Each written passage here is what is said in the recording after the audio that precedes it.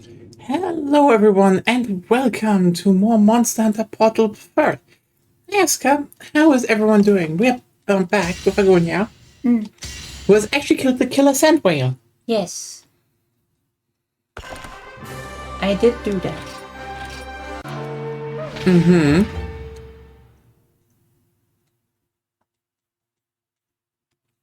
Meaning now, we can keep working off high rank quests. Because as you know, if we have all single and dual hunts in high rank, we will unlock secret bosses. Is it really relevant? I want to show them.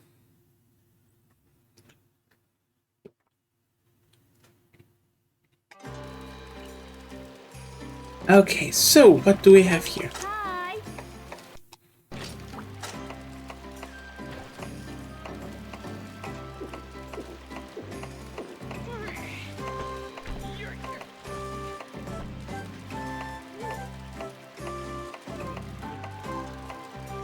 Volvidon and Great Groggy. Hey. What are those weak against? No.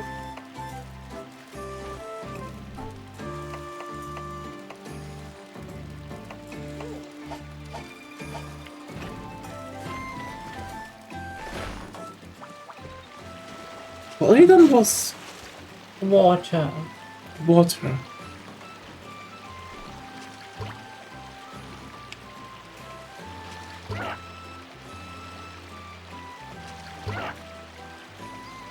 And Groggy I don't see it. And you're not helping. more up.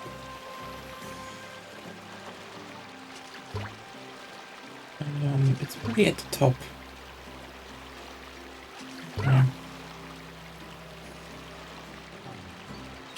Yagi and Buggy is together, but not Groggy. As I said, you aren't helping, you're just looking. Yeah. I'm already looking.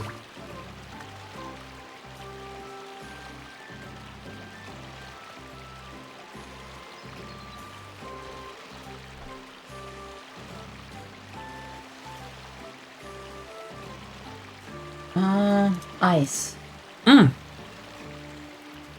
So I guess I go with water.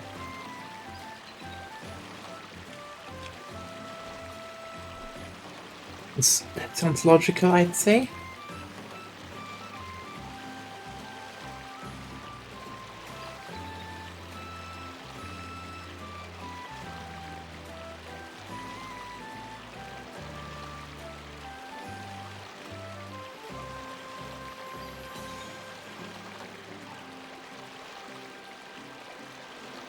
Yeah, how was the start into the week? Everyone. Terrible.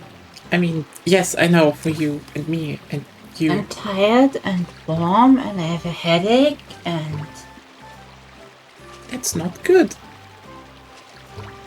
yeah, it's not good.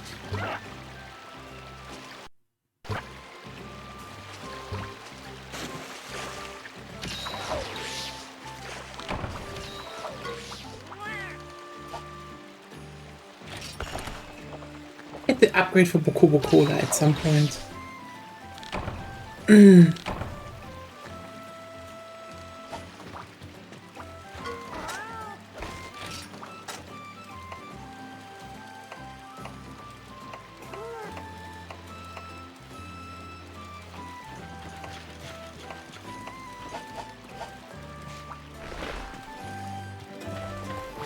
Hi.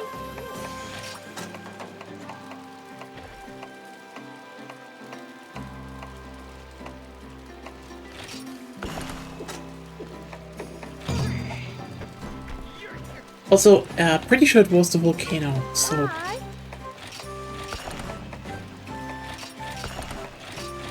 I mean, makes sense. yeah, right? It is like, oh yeah, that's why they It too. can also be in the desert. But yeah. Can they? Yeah. Isn't Yagi in the desert? No.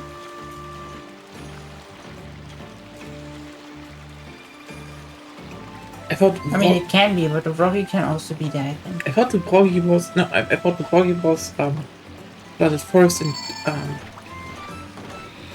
Wild forest and volcano. Mm-hmm.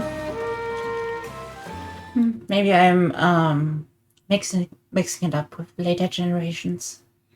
Buggy should have been also in a swamp, but they didn't make that.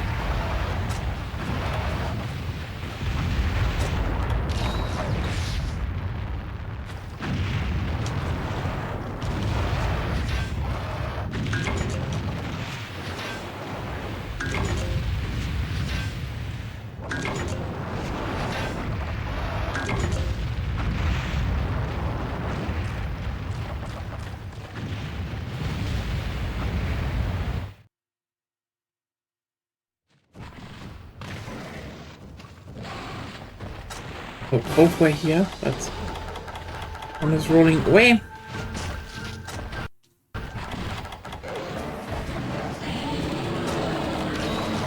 No, both are here. It's the...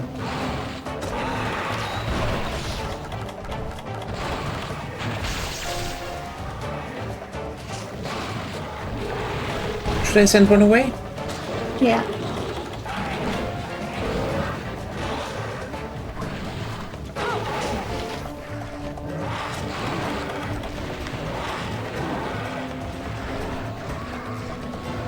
Oh, why is it going also?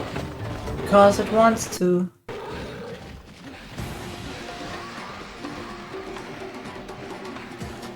I hate everything.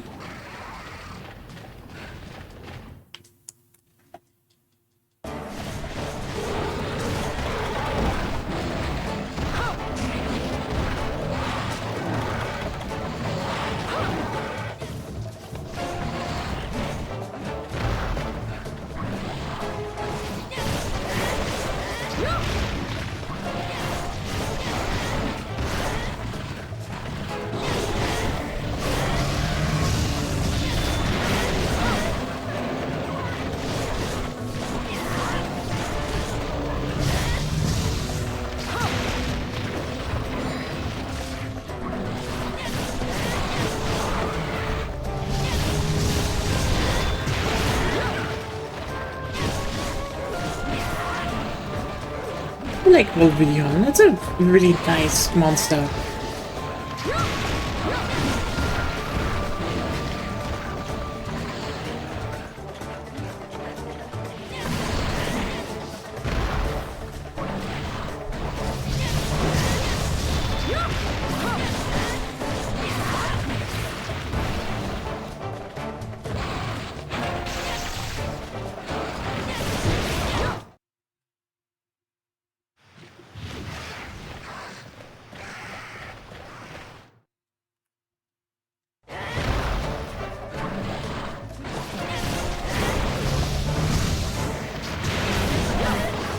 Lucky. Yes.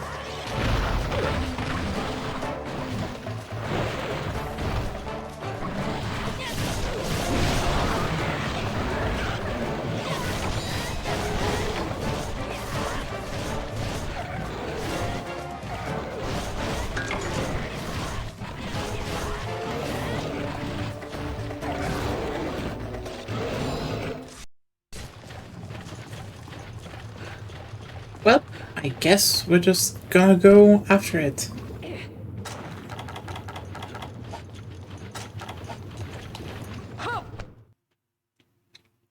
I'm tired. Yeah, you're so tired. You need help.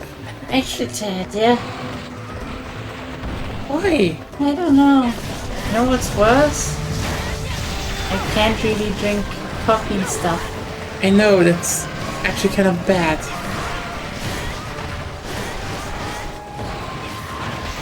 We should have gone for a walk before the stream, I guess.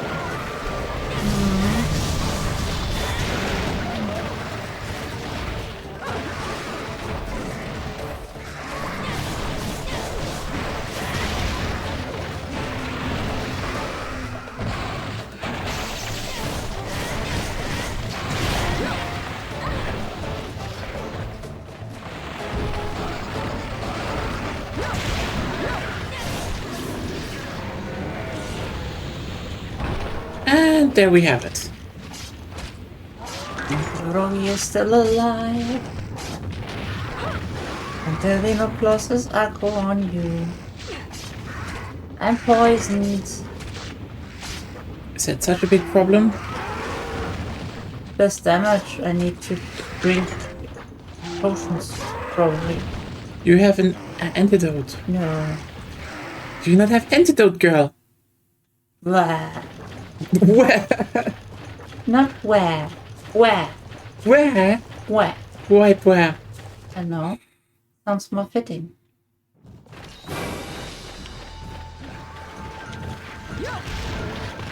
Fucker just ran past me. Ignoring you.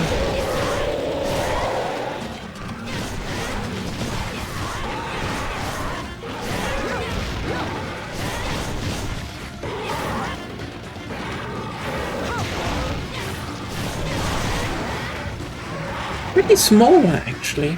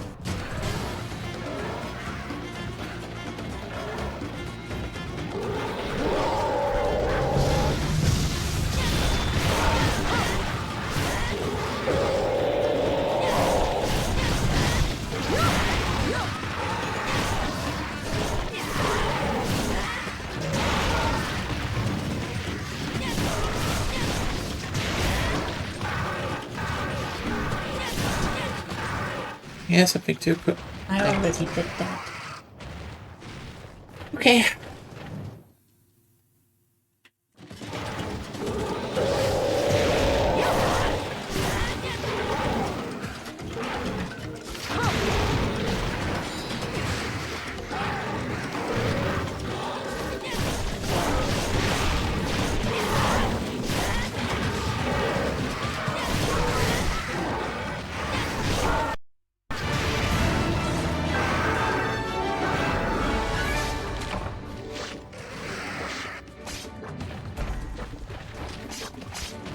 And we have them down. I think that is actually Hunter rank 5 down. Isn't that cool? Look, if you can't actually play Just for that because sometimes I close my eyes for 2 seconds while fighting doesn't mean I can't win. That's optimistic. Very optimistic, I would say. Because if it's too bad, just say it. I can do something else. If I actually sleep in while playing, okay? Okay.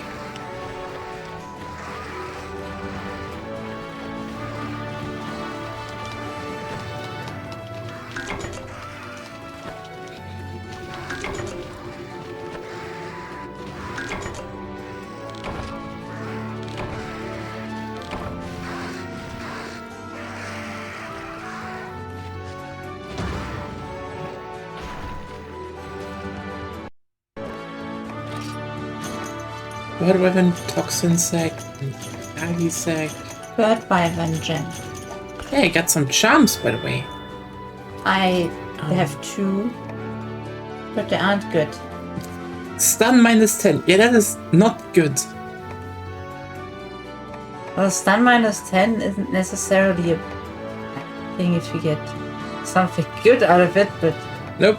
not really. I guess the 2-1, but yeah. It was a shortlist, I told you. See? I love how you can actually gauge sizes relatively well in all titles. They're good at that.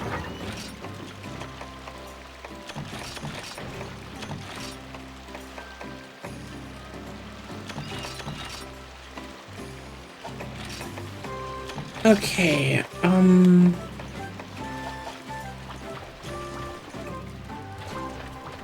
anything we unlocked here further?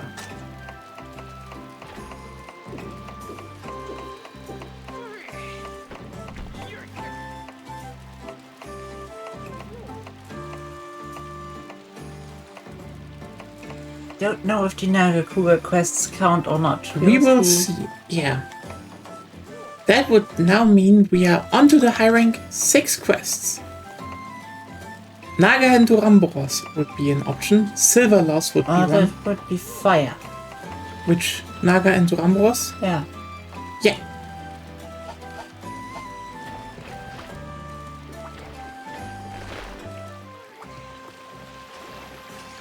You know what?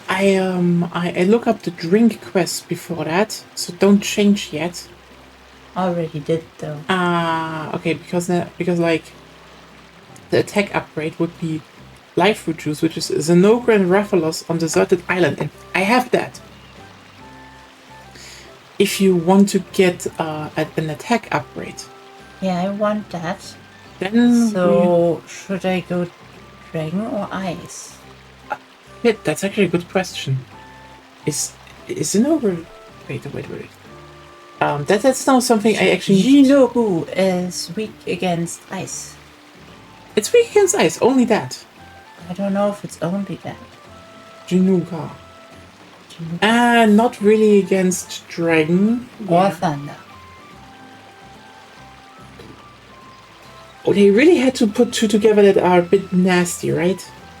If you rely on element, that is. Rathalos takes longer, so how about I just take Palm Sand? This is my strongest weapon, I think. I think it has the highest raw damage anyway.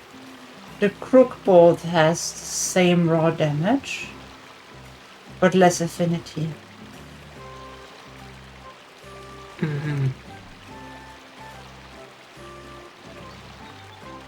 That's fine.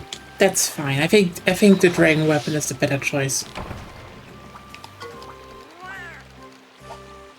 I mean, it could be that it's a low rank quest anyway, so.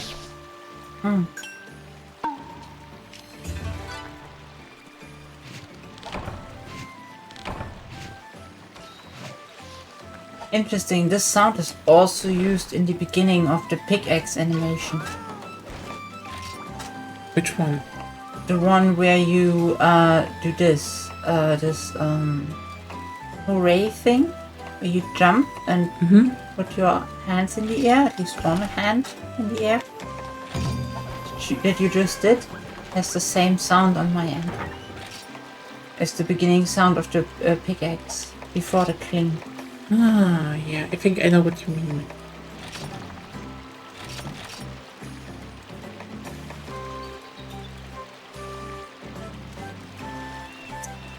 Need to take flash. No.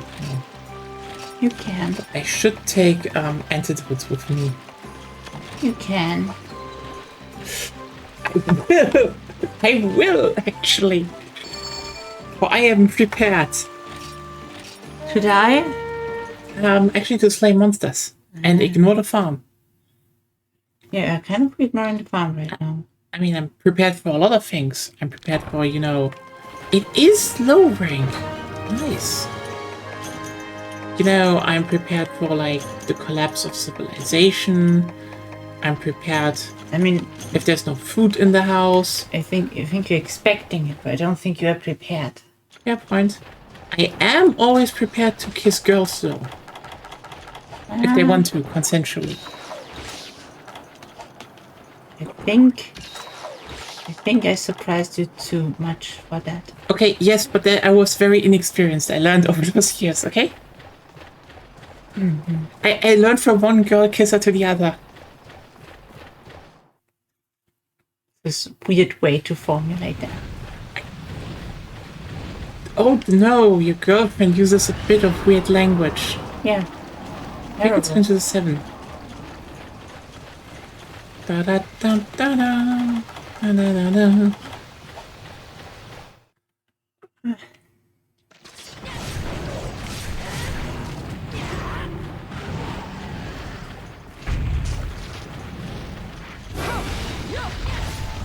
The big-ish.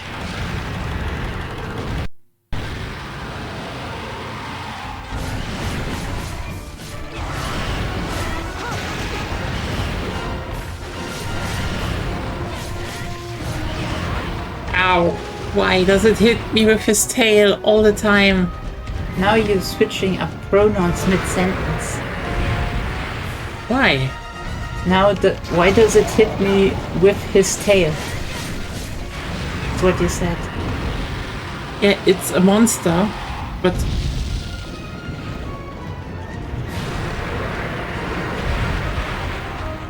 I don't think You know what? Rathalos cares anyway, but... Maybe it's a he, it's Rathalos, okay? I'm just respectful. I don't think Rathalos are that smart. Oh, They're not elder dragons. okay. Rathalos are not smart. Not that smart. I see prejudices against Rathalos. It's typical again. Everyone just thinks, oh, they're just basically pigeons.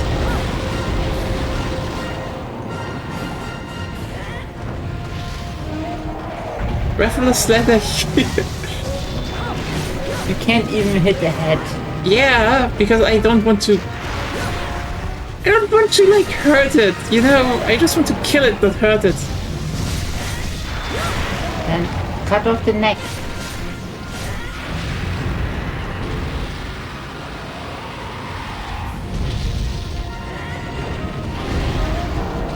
Oh, okay. Well, how can you now throw flashbomb so well? I thought about it.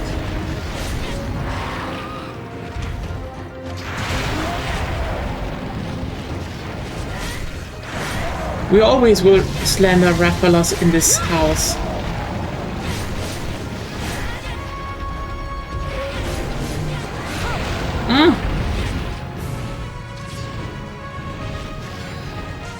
I don't need to slander it, I'm wearing it. But he's so cute. He's kinda cute.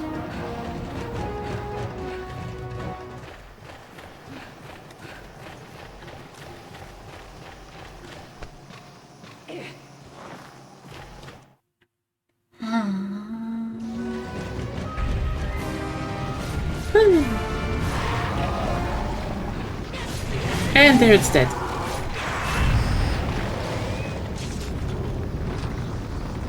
Give me low rank materials. I'm more for G-rank materials, but okay. Okay, so sorry, no G rank materials in this game. Just make them. Honestly, you know what? I haven't thrown it out anymore in a while, but what's your favorite monster, chat?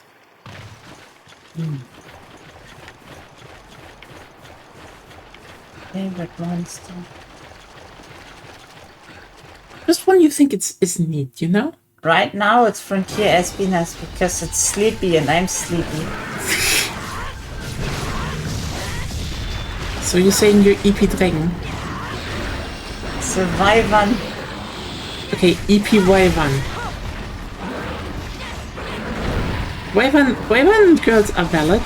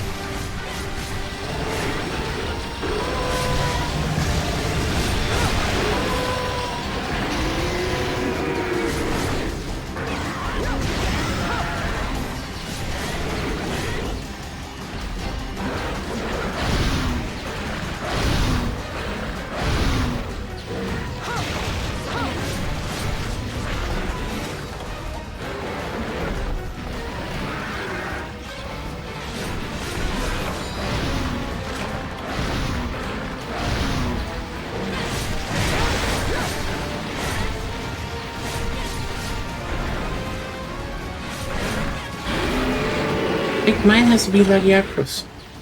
Now what fair? Lagi is a neat monster.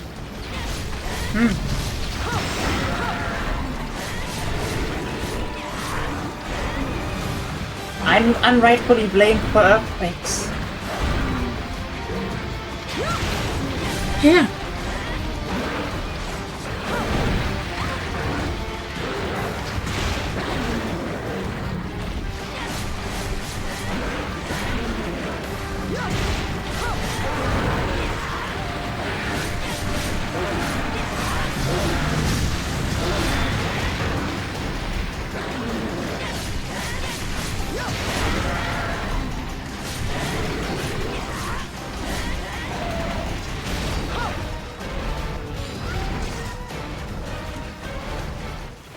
Honestly, I think that is one of the biggest crimes that I think, basically most online artists never played Beyond World, and so they only turn world monsters into cute girls. And I'm just like, look, play the old ones, and use the old monsters, because you're overlooking Lagiacrus. She would A be tall, B muscular, C she would always hit up the Korean barbecue, because that girl would eat a lot.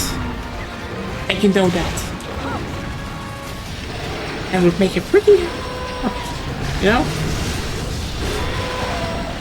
We go. I think because of the shape is. You know what? Aquatic wyverns are always very cool, in my opinion. I mean, we have a lot of land wyverns, but yeah. Isn't it a leviathan anyway? I mean, leviathans are wyverns. Leviathans are a subtype of wyverns. They should be called aquatic wyverns. But At least in Try they weren't. I mean, aquatic wyverns are just those that live in the water. Like, Playdev is also an aquatic wyvern. Lagi Musume is a commission I would like to play for. We think alike. But yeah.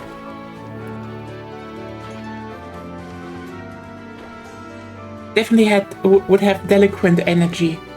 I mean, as you said, she was blamed for an earthquake. She was blamed for an earthquake. And in the ultimate, we have, I think, 2 subspecies? 3. 2. Ivory and Abyssal, I think. Yeah, so that's 2 subspecies. Okay, yeah. Like, the thing is, that's what I mean. Everyone blamed Lagi for earthquake, which is bullshit. So yeah, it would be, tall, muscular, delinquent. Instead, it was even taller baby. Yeah, where everyone's like, oh, something bad happened. It must be, that delinquent that makes problems all the time. Like, no. She maybe look like rough around the edges, but she's actually sweet at heart. And you know that. She just has a big hunger. And she has fire. Which one? Oh, I just meant in general because she has electricity. That means she has a lighter with her. True. Yes, we're going back to those kind of stereotypes.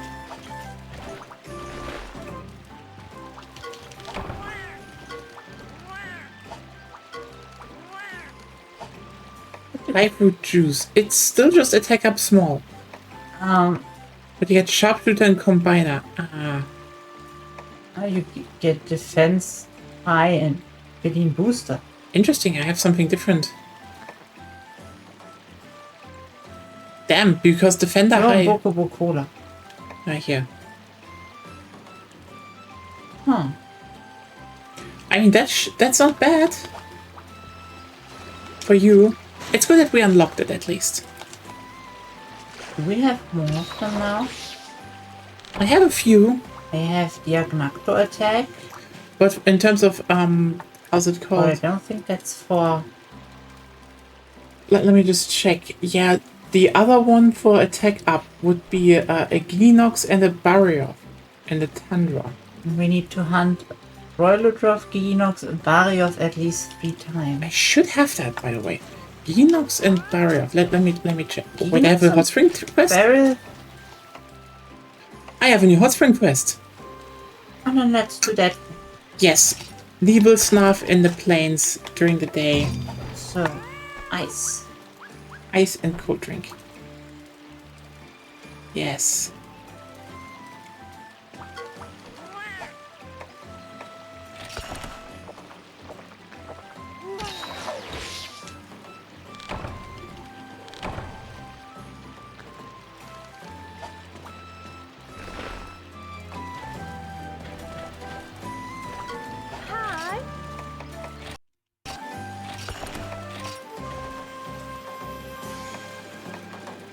No.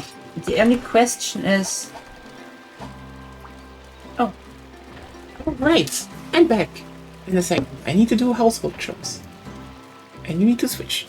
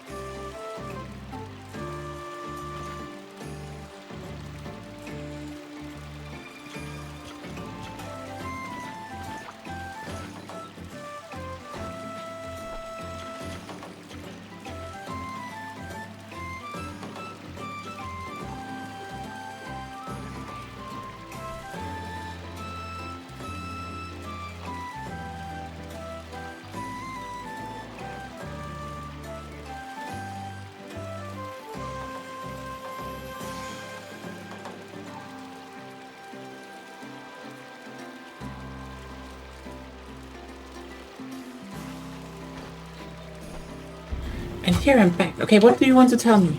I wanted to say the question is if Lagi is the delinquent girl, who's in her group? Yeah, that's a good question. Because she's the one that smokes. I guarantee it. So we need to smoke a group. Okay. So, Monster Hunter Monsters as a delinquent girl group. Oh my god, who would be in there? I mean, definitely they would be a bit aquatic adjacent at least. Okay, I mean, can we agree by the way on one thing? Yeah.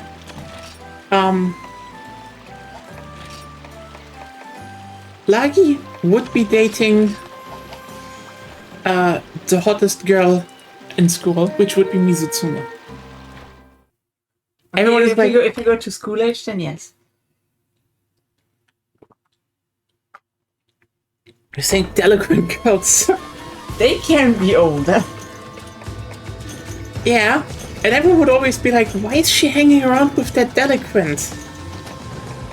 But you know, she's like, you know, the school beauty on the school board, and always like, you know, always looking down a bit on people, but she just has a soft spot for, you know, the big delinquent, obviously. That's at least one thing I know, but like, I don't know the group. I don't she would know hang out why with. I think it, but I think I know who needs to be in the same group as Lagi girl. Which one? Zamtrios. Zamtrios. Honestly, yes. No, that actually makes very much sense to write that story. I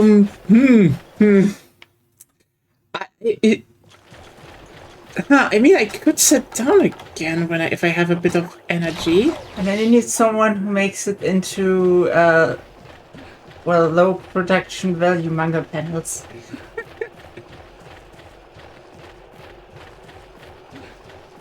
Okay, but yeah, no, Zamtrios girl would definitely be, you know what? Zamtrios girl would be like, you know, the, 1 or 2 years younger, like, neighbor. And they just would hang out all the time, you know? And...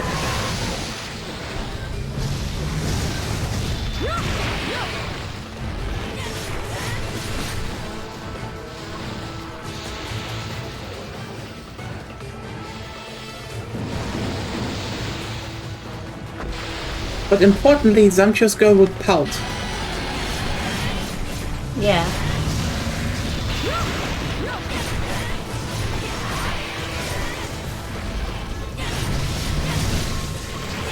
I probably say this is one of those things that would very much work with a visual thing.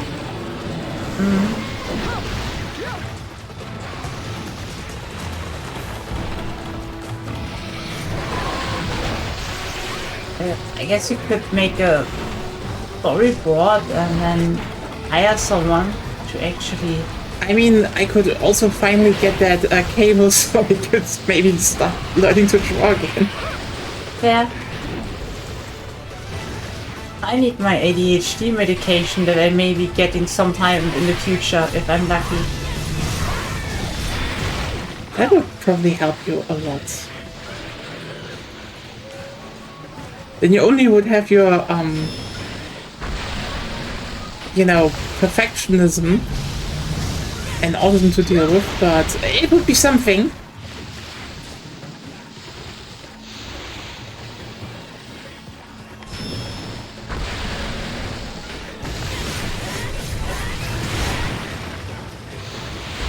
But yeah, no, Zandros would be definitely in her.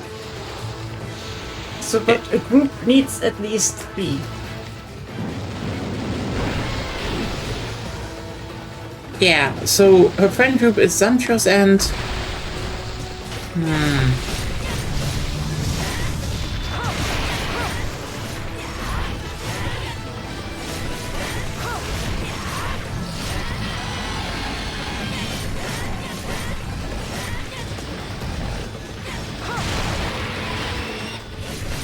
Oh, I can hit the uvula! I hit the uvula!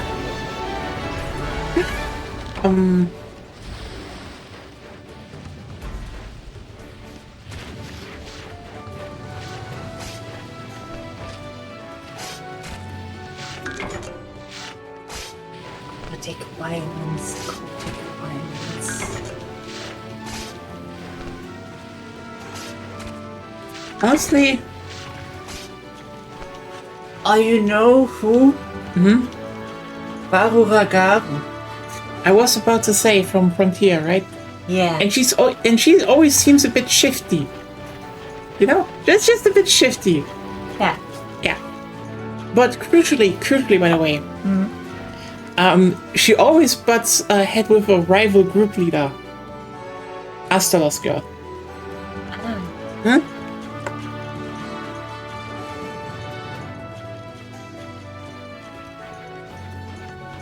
There are always those 2 high energy girls that keep making trouble at school.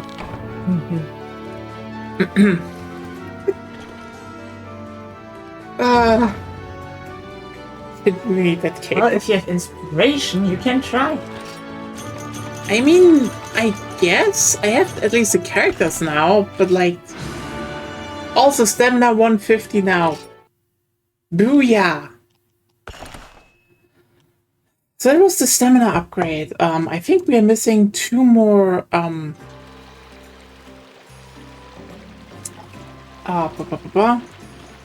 Hunt the Nebel Snap. Yeah, it gives 250.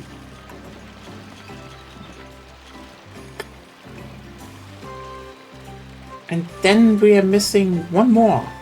Yeah, for the 10 health, right?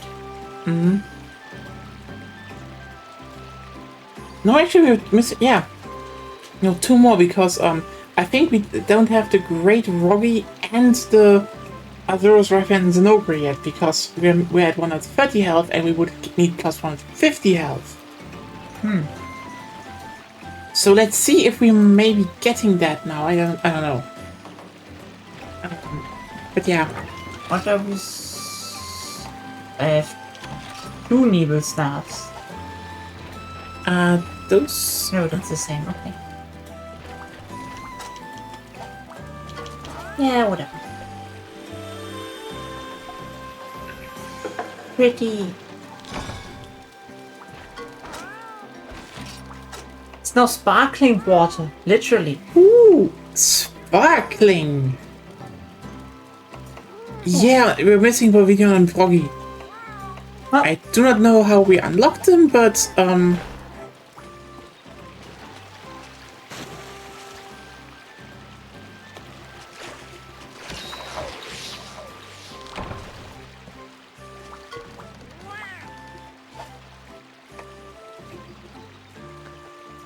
Oracle and Blaster. So those two are random. Okay. Medic now.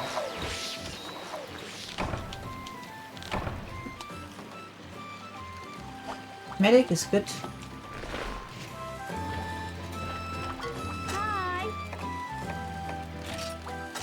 I have Oracle and Blaster. So that's basically Psycho Serum. Mm-hmm. Increases the duration and maximizes success rate of Kelvin bombs.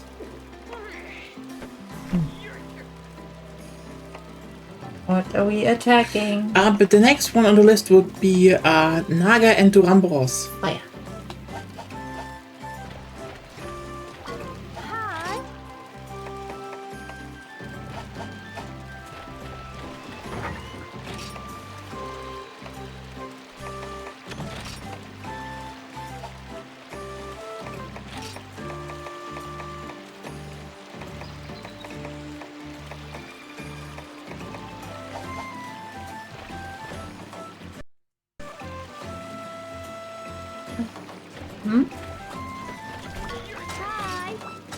What? I'm just thinking, like, how could you write this well? Because again, Technically, however you want.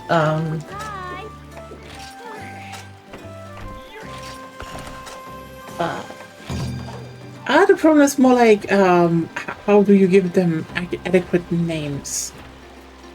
But yeah.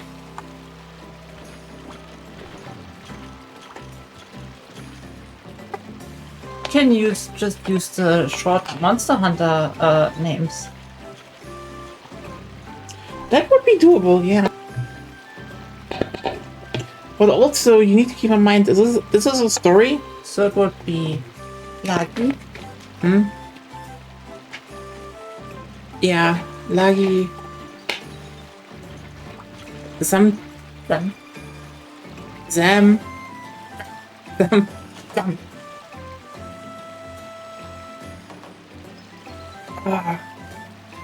Also, by the way, we need to keep in mind that that there also needs to be an arc later on where Astalos and Lagi have to band together because from neighboring town a rival gang comes in. Which rival? Ryang. Aww. Ryang girl. What? She's very powerful. This is Peaks. It's obvious. Good. Now you can exploration. actually like either use the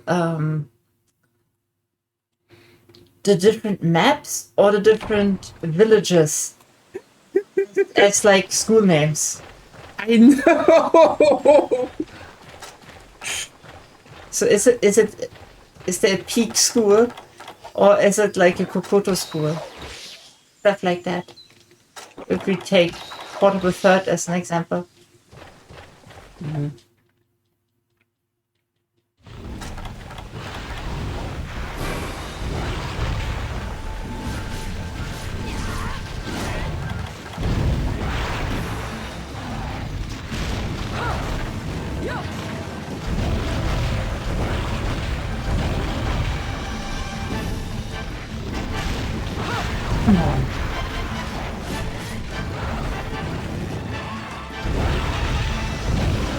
This is a relatively big one.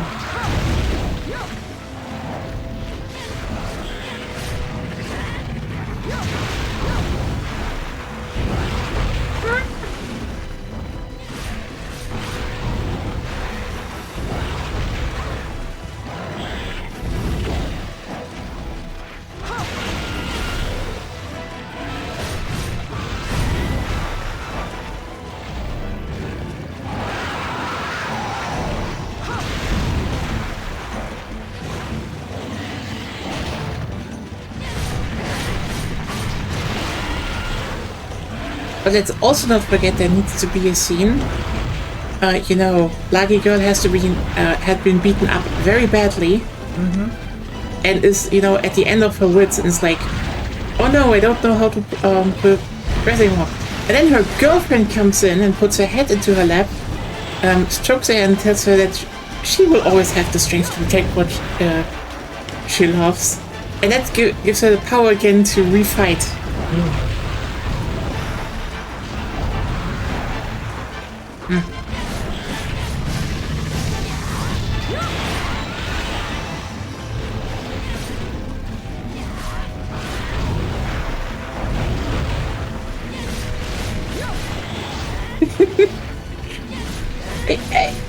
Tell you, Asuka, some tropes exist for a reason and they're just very good.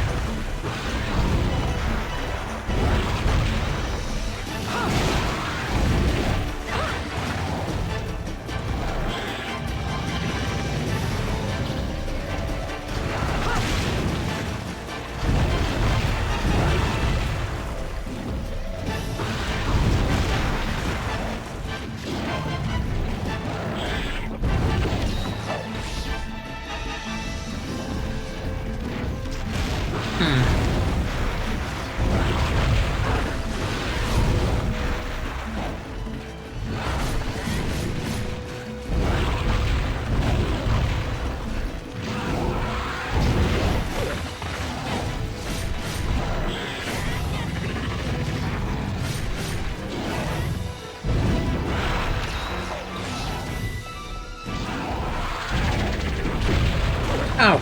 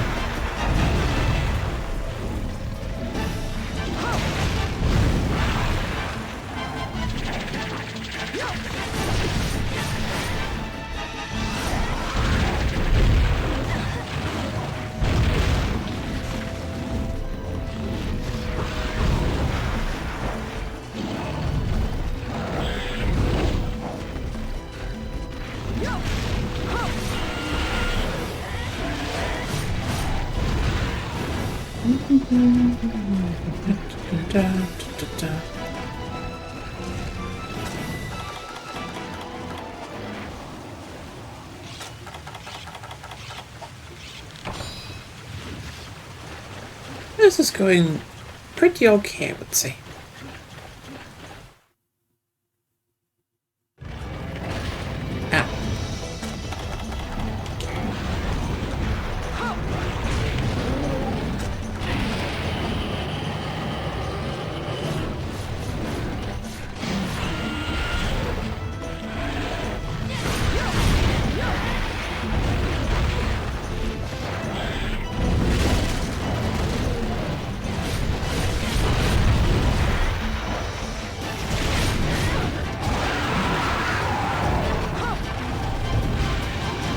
Lol. Where did it go? Into the trees.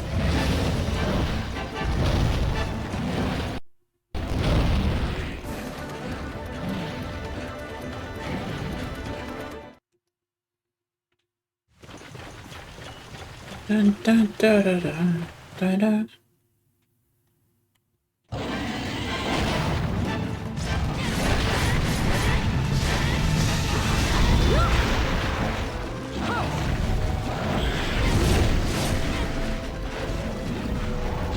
I'm killing pigs. Yes, kill the pigs.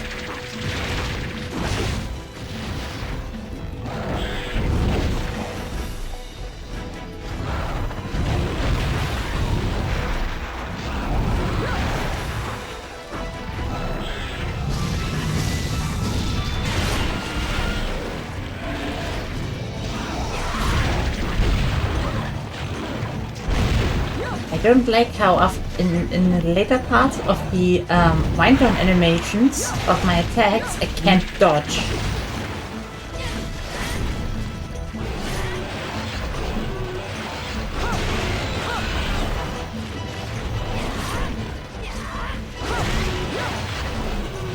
That's stupid.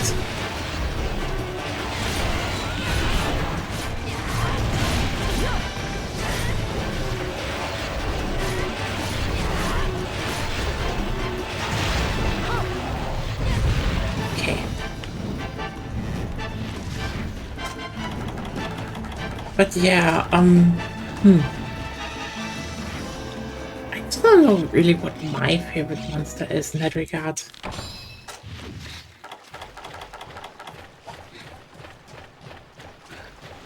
In which regard?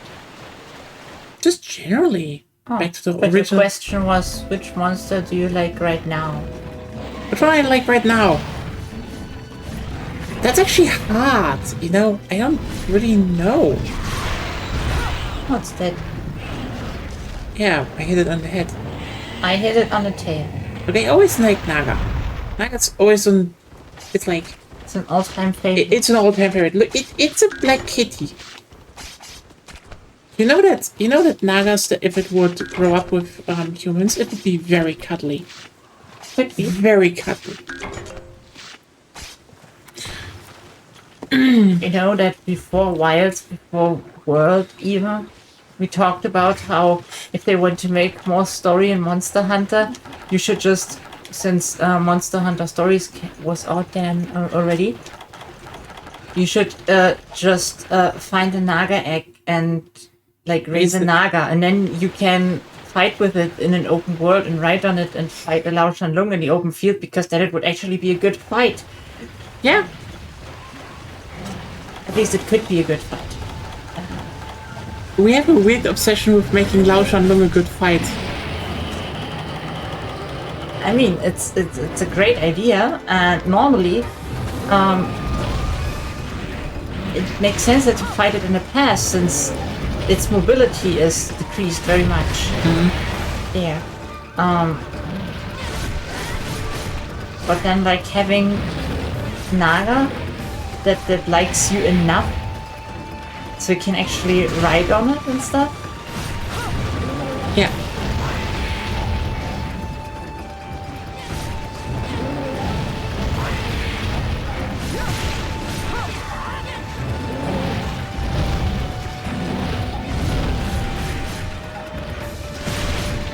But yeah, we have more the lad content.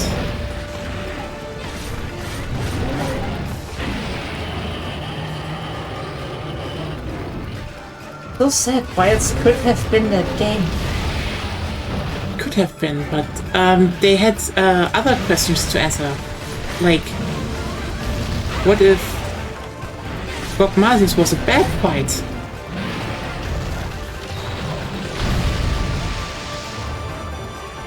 Very important questions.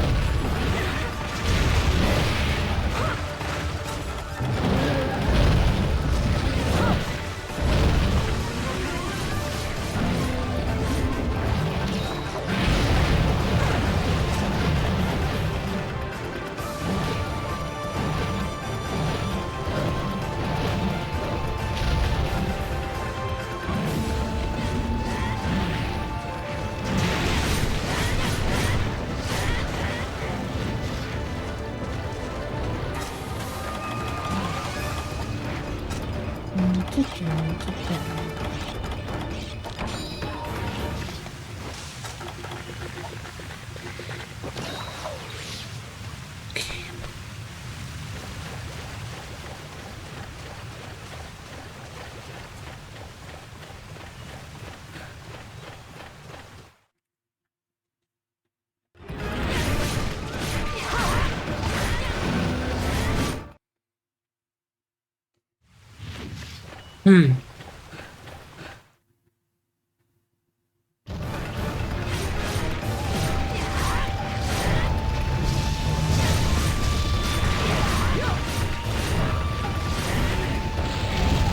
have to say though, the fact that we got the Raphael Ruby and upgraded your weapon was such a good idea. Because every time we face a monster that is just that is weak against fire, now you do a lot of damage. Comparatively. Yeah. Dragon as well. Yeah, it's good. Good investments. See? And that's without sharpness +1.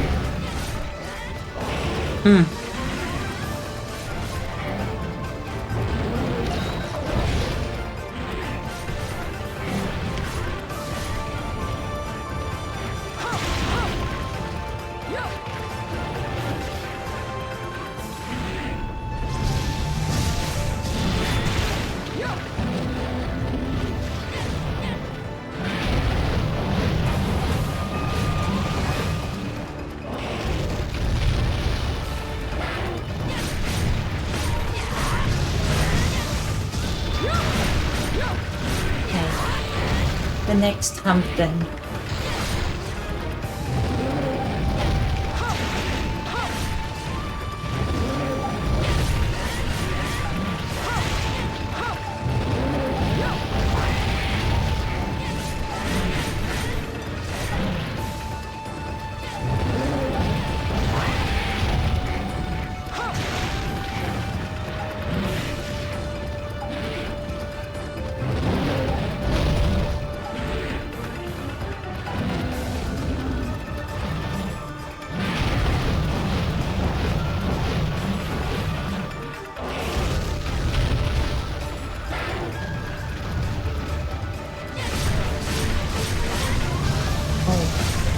I think they're both already open. Yep.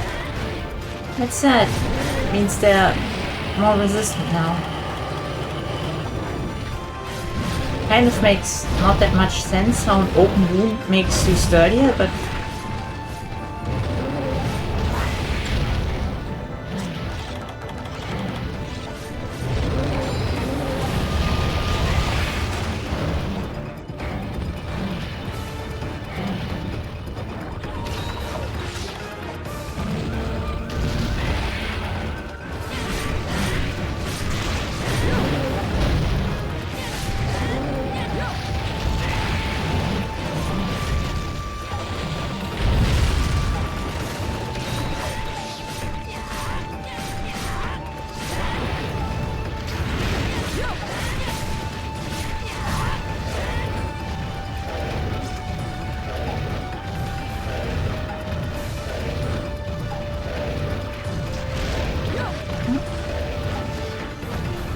Damn. I mean, yes, it's like the sap is hardening something. what are you talking about right now? The open wound. Ah.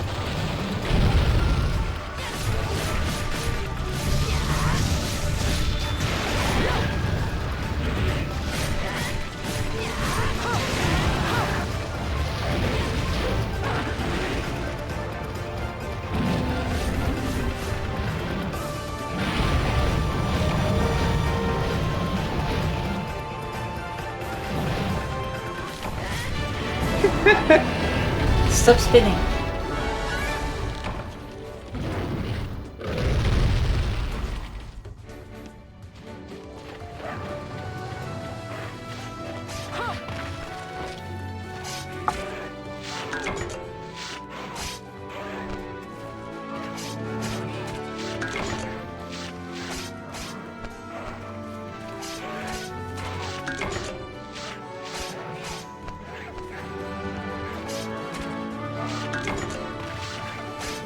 hard moss plate.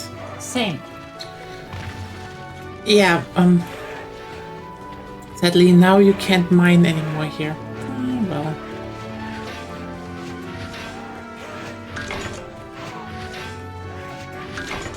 Ooh, I got some charms.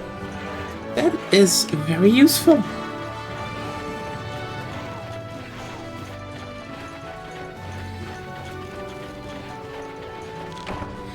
Technically, we should have, for charms, you need to just go, you know, volcano. Technically. Like, 1 run, 2 runs. And then hoping. Ooh, I have a time-worn charm. Maybe that one is good. No, probably not loading and eating one. Ooh! Ooh, we have another gold crown. We have a gold crown A upgrade. Goldia gold crown. Goldia gold crown. I told you it was big. Yes, I know. It was like, ooh, I didn't expect it to be this big. That it supplants the gold crown. So, how are you feeling? Okay-ish. More weak. You know, you say you feel okayish and then you just yawn. Like there's no tomorrow.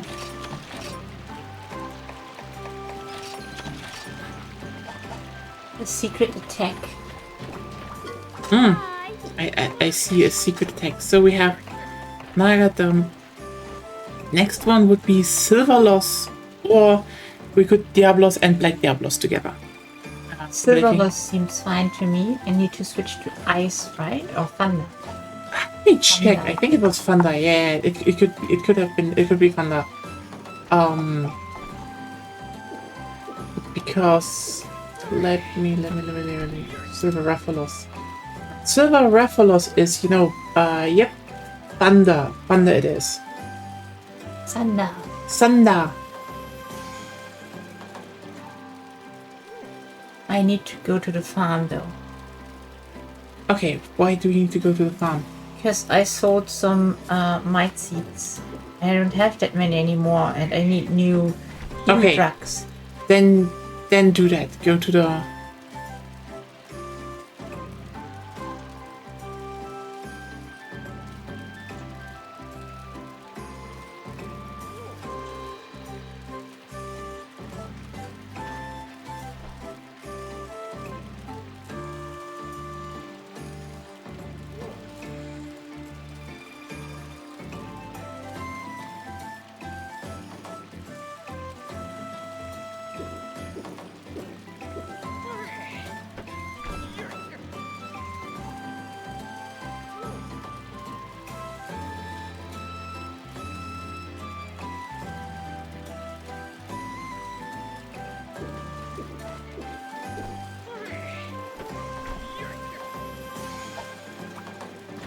Let me also go to the farm for 1 second. I need to join the farming business.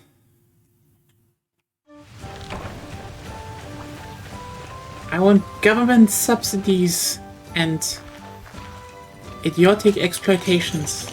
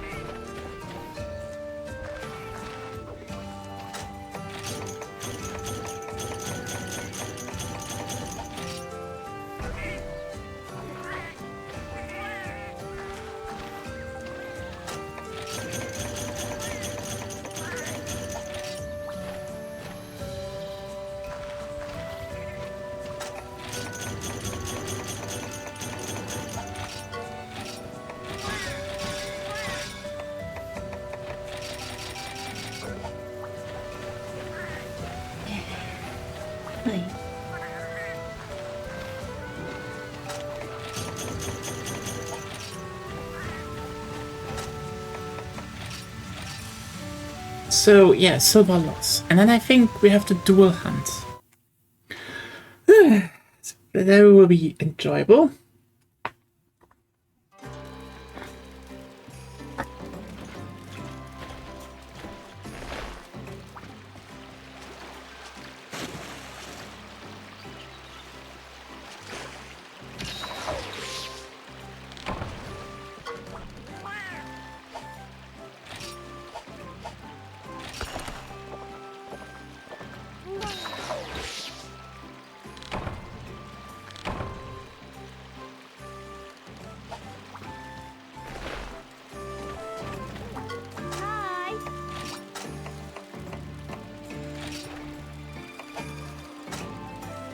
Big stay.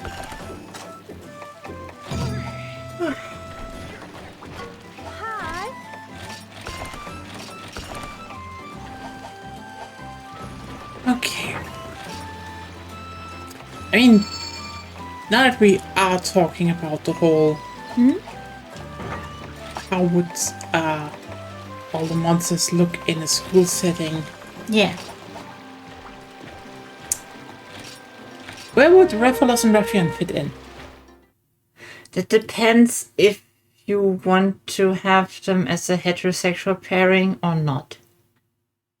You know what? No.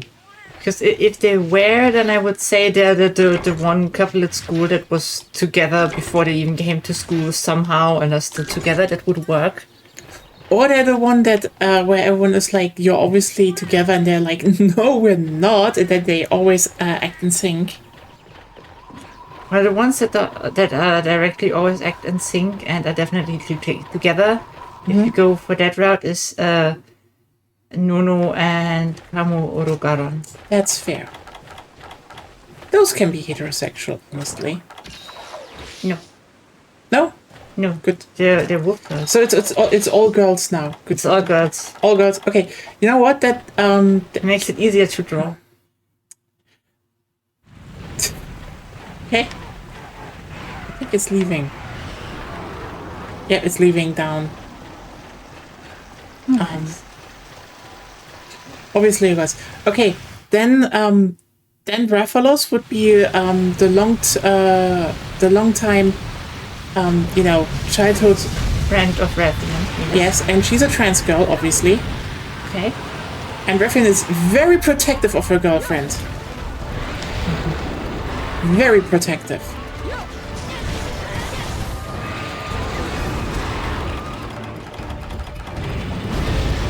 Like, one girl getting a bit too close, and she's like, know your place.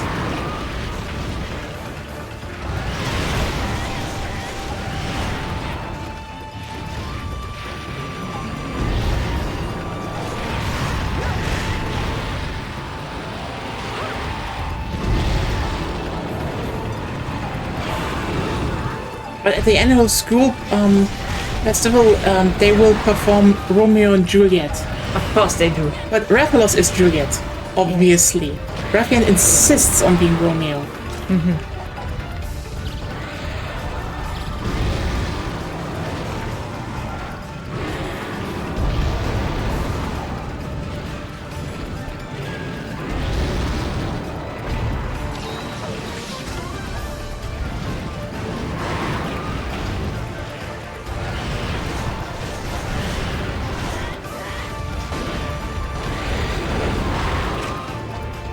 Good.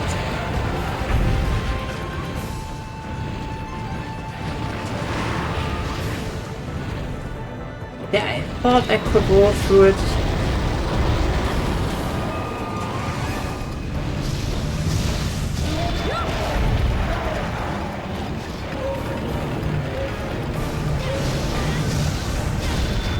My god, you fucked it up 2 times for me. Why?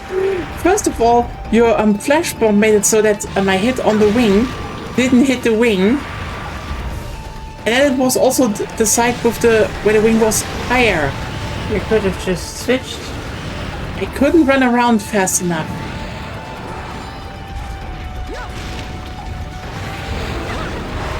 Ah, girl.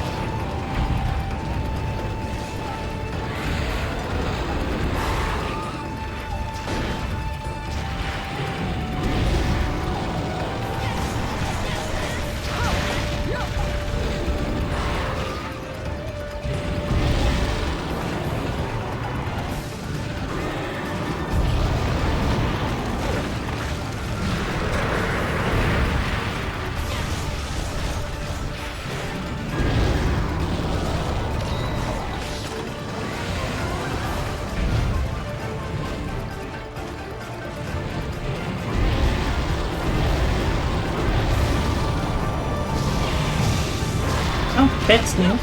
Oh yeah.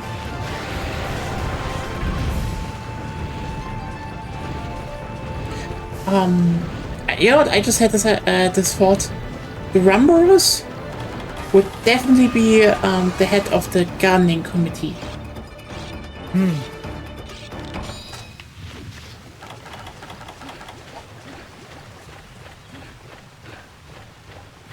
Definitely.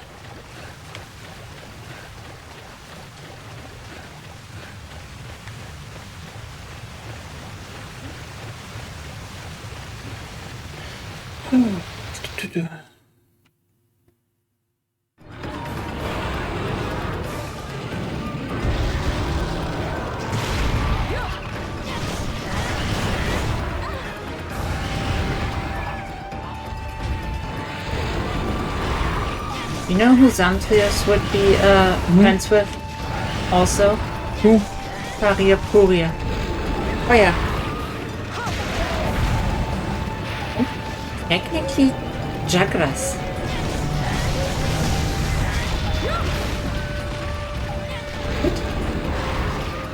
Yes, so.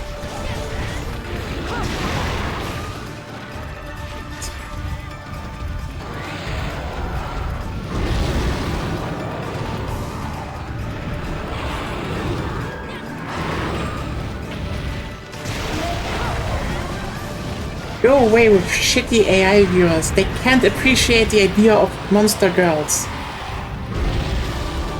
And this is why AI is useless.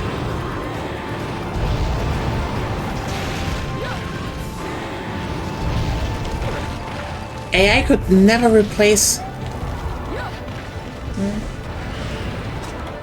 a bunch of horny lesbians in the chat.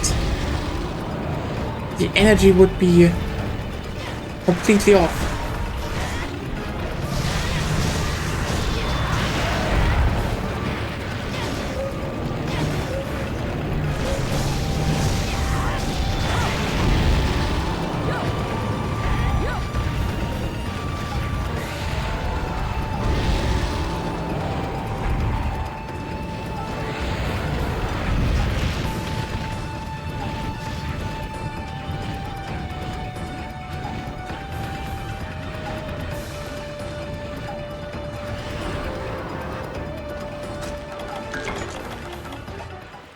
That bot, absolutely. And now I can actually be gone.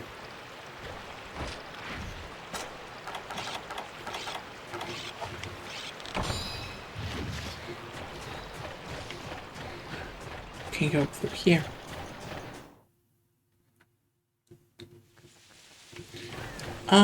Maybe I was stupid. Right, it's over there. You know what? No, I'm not stupid. I'm taking a shortcut. Whee! Ow. Still faster than you.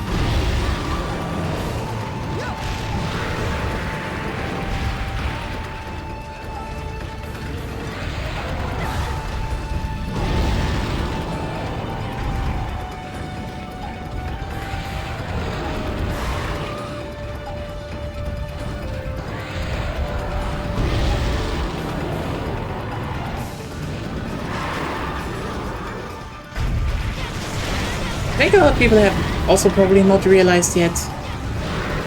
But like, I feel like at the very end of when the whole AI bubble goes down, you're like, it is going down. The thing is so unsustainable. It's just they have to trick shit to delay the. But the thing is, I think people forget that there might actually be a lot of trials after that, like you know, the opioid cases. Because remember when it came out that Ozempic was pushed onto everyone?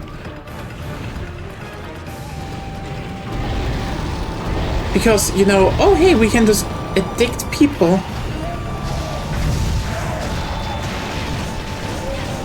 And then, you know, everyone who's like, haha, yeah, I can't really stop using AI. And then, you know, they just talk like they're addicted. And I'm like, hey. You can get addicted to this kind of stuff. Yeah, sure. It's just, I think I've never seen this much of a, how should I put it the best way?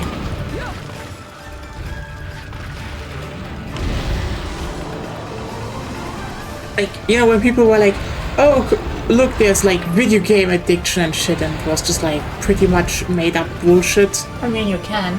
Again, you can. You can, but like, then it turned out the cases that were apparently, you know, related to that weren't actually addiction to video games at all, but a lot of other stuff. But yeah, it's mostly like isolation and shit. Yeah, like, yeah, the whole, you can't really get addicted to that. This is, like, if anything, you're craving this social dynamics that develop from.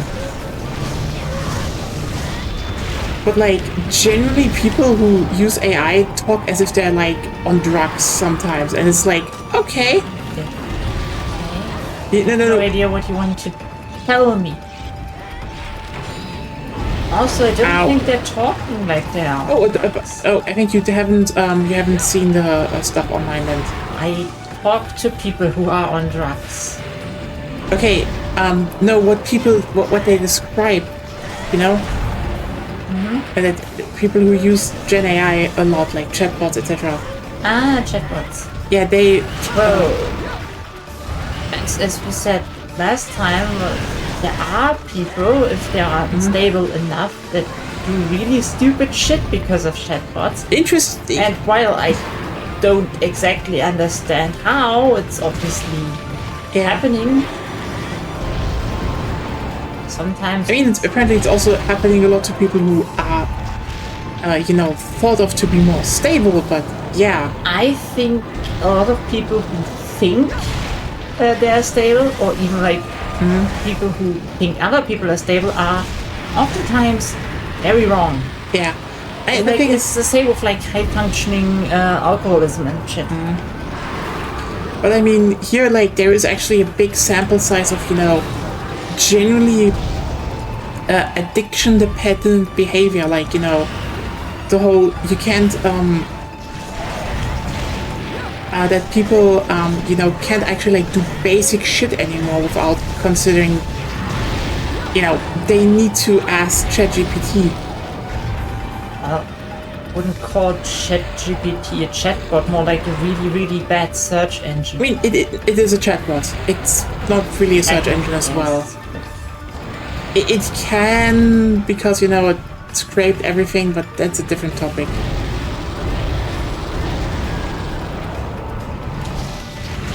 But most people use it as a chatbot. That's I know. stupid in so many ways. Yeah, it is just like... The point I wanted to make is, it's kind of why that we are not talking about the fact that there are gonna be some fucking lawsuits coming in. Because we already have them, you know? Like, we know that these chatbots made people, like, kill themselves. Or fall into, like, literal delusions. And I'm just like, okay. I know there is definitely some form, like, a personal element to it, but also, like, this is widespread on a scale that is not healthy. And I think the key thing what I will that is holding it together is the fact that right now there is such a push to normalize that, because, like, you need to keep in mind, Ozempic and shit is opioids. Like, if you ever tell someone, oh yeah, you just you should just take this thing here. Like, what is it? Drugs. So medicinal drugs? Oh yeah, but mostly it's just, you know, the addicted shit. Okay. Well, can be both. It is. Yeah, but both. like they basically Ozempic was basically handed out mainly because it was like just addicted. It was just more. It was just opium. Basically, it was just modern opium. Yeah, it's too addicting to be useful in most cases. Oh no! You know what? That is completely correct, Asuka, and you should say it louder. Like, it will take a lot of people with it. It's just the thing is, they try to make this one basically. How should I put it in the best way? Look, their whole thing right now is, and I wrote about this before. What we're seeing right now with the AI bubble is just like the latest try in making, in basically making investors believe that tech companies are producing things of worth. Well, they can again. They can, yes, but like it's a bit more They complicated. aren't really doing it right now most of the time, especially with AI, because where those kinds of large language models might be applicable in research and shit under certain circumstances with the right guardrails. For the normal consumer market, it's basically useless. It is completely. I mean, even in the even in other fields where it is pushed. Where's the thing on 2? It's in the 2, right? Is it? You go to the. I go to the 2, and you go to the. I have no idea what you mean. Where Rathalos is. Yeah, I have no idea what you mean. So Okay. just talk. The thing is that even in the fields where it's supposedly helping, it's not. It's just too in. Like, even in science, it turns out a lot of shit was just not that good, and in medical fields, it de-skills doctors, and it's just like, Yeah, medical field isn't research. yeah, it's even in the in research parts is It's basically good for I mean, basic algorithms, yes, they've been used for a long time. An LLM is also an algorithm, nothing more. Like, just you can train it to put out words. You can train it to put out other things as well, like genomes. Where is it? Can you concentrate for a moment? That is right now the more. No, it's not. It's here. It's not more important. Yeah. You know this game. It's not important. Okay. It might be coming to you. Stay, please, there. I just want Concentrate on Yes. the fucking conversation. But yeah, the thing is just the whole thing that is pushed to consumer base, etc. That's It's just not what I'm talking about right Okay. now. So yes, you can make it output a lot of things, but turns out even if you No, I'm talking about genomes and shit. Yes. Which it has been used. which it has been used, and then it- turned out was also not that precise. Of course not. Because the thing just fouls out everything. I don't even know how to say it. Without humanizing it too much. Yeah. Like the It iron. basically uses, if you train it on existing genomes and stuff for bacteria, it can output a lot of crap, and then, I don't know, 2% of it is usable. Yeah, and but you don't know what is usable, and also a crucial thing, by the way. That's why it could. I'm not even saying it does. Okay, it could have an application there. And if I have to go that specific and that uncertain on something, I think it's pretty clear that, well, not very useful. Yeah, and you know the thing I want to add to that is, it's not even using the new models that are pushed that are, you know, supposedly the revolution. Those are just They tried those and they were worse. They Yes. were just straight up worse. yes. Which is Because the new models from a technical standpoint, if I understand it correctly, are basically trying to do the same thing as the old models with less memory, because memory got expensive. No, that's wrong. They basically just said, oh, new models are more complex, they can do that. And then it turns out, by the way, the thing they use in genetics research is an algorithm, but it has nothing to do with large language models, because they tried large language models and they are ass. The only reason they say it's AI is because, you know, investors like to hear that. What they use in research isn't even related to large language models. Because the thing is, you don't even need it, because you need to keep in mind, genomes work on a very, very, very basic logic. Yeah. Well, Making complex systems to run them is actually just wasting hardware and space. You don't need that. But anyway, the thing I wanted to say is, the bubble is broken, but the thing is, the bubble is not broken. the bubble will burst, because the thing is, Yes. the tech sector, again, and this is just a symptom of basically, this is capitalism again, in the way that, you know, it is completely unregulated nowadays, and it's basically like, look, the dot-com bubble never went away. We just have a few companies that survived and are basically now trying to pretend they are worth more than what the stock market says. Because, like, I think the only company, by the way, that came out of the that is still producing something is Microsoft. Microsoft is horrible, by the way. And the thing is, the only thing Microsoft has is Windows and its service programs.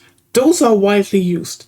They do not make them the most money. They make them a lot of money, but they don't make them the most money. Thing is just, you know, investors don't fucking care. They just say, oh, you're so big. And then the question becomes, oh, what can we do to keep that? And the answer for them was, fucking try everything. Like, you need to keep in mind, the same thing you're seeing here play out is the same as, oh, this is why they kind of made the Xbox. This is the same why they, you know, went into AR. I mean, they also went into augmented reality because, well, there was a juicy military contract tied to that, and, you know, they had to do something to basically say, look, we're doing something else than Windows, because the problem with Windows is, and it's kind of wild, it's just kind of obvious to point this out, I would say, the moment anyone just decides to not use Windows anymore, Microsoft is worthless. Basically, as soon as a widely usable thing is... An alternative. Wait. Okay. We have new stuff here. We've forgotten. I have a new drink quest. Yeah. Is it one for the upgrade?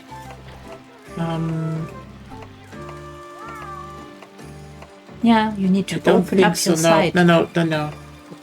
Okay. Look, the one for the upgrade is for the attack upgrade. It would be Giginox and Barrier, and we have. Oh, it's Giginox and Barrier. See? Do you want to do that? Yeah. Okay. Just need to switch to fire. Yeah. And the thing is, still, from what I learned, because I try to be informed about the shit I don't like, is in a lot of new models, it's basically the attempt to save resources while maintaining what they had. I mean, they kind of fucked that up for themselves. It's literally because of memory, specifically RAM. That's what they're using there. But like, Which is actually a good sign for us, because that means we are closer to the bubble bursting. I mean, there are more signs than that because, like, for example, Yeah. yeah, I hope you learn someday that if you talk like that, you'll sound pretty shitty. okay. But yeah, they're running out of RAM, and they cannot produce in any shape or form enough RAM to even keep up with the demand. But you also need to keep in mind, by the way, they are now borrowing money en masse. Like, the reason why the bubble didn't burst that quickly, and this is crucial to understand it, the surviving tech companies after the dot-com bubble had a lot of cash hoarded. Meaning, they could pour a lot of money into projects like Google, Microsoft, etc. And they've run out of that cash. What they're doing now is they're basically funding, well, subsidiaries slash simple, companies that are quote unquote not affiliated by them. Then basically give them a big, then those take on big fat loans to build data centers, and those data centers are then rented by the big company. So, in essence, Facebook, Google, and Co. can borrow billions from investors. What? It's in the 4. Okay. But it doesn't show up as debt, which is kind of important because, again, they want to delay the bubble burst. And this is to pretend as long as possible that, they don't have debt on their... But, it will come back because, like, at some point, investors want the money back from, what they did. The investment. Yeah, obviously, it just wait. Like, again, they cannot build fast enough. They cannot produce fast enough. And they're running out of money. They're just like... Because at some point, money, they will not lend money anymore to companies that are, non-affiliated. That's a small one, by the way. But yeah, you need to Asuka, the thing is, the AI bubble is gonna burst. It's just they're doing every single trick in the book to delay the burst. Because, as said, they don't have shit anymore. Like, that's why, like, every company tried going into gaming. Because, gaming was big and we're a tech company, might as well try getting into gaming to, show investors that we can do more than just, be an online store that basically is very volatile because, look, Amazon is not doing well. There's a reason they also tried doing rockets. But the thing is, Amazon is, unions happen. Amazon is on a downturn in Europe, which, shouldn't surprise you that much.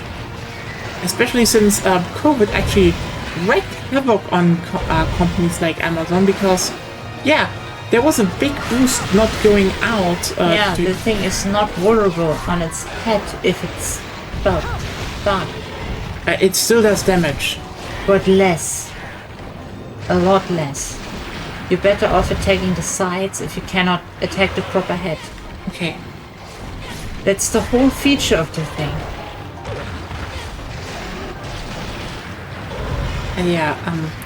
And Amazon basically put a lot of money into, oh look, we're making a gaming business by buying up Twitch, then everyone will just buy games from us. Oh wait, they don't. And then we invest into MMOs because they have the biggest player retention. Yeah, if you make a good one. If you make a good one. And they had honestly, the irony is they had relative success with that. It's just, New World and Lost Ark didn't become, the next big one. I wish Lost Ark would have had maybe a subscription service. Oh yeah, subscription, less 10,000 timers you need to keep in mind. It would also be nice. Because the idea wasn't bad. Yeah, Lost Ark was too grindy for me. Yep, guess why we stopped doing it. It was fine. It was not bad, but then, you know... Yeah, the problem is if you have like this whole, use all your energy every day and that every day. It's like, that's boring.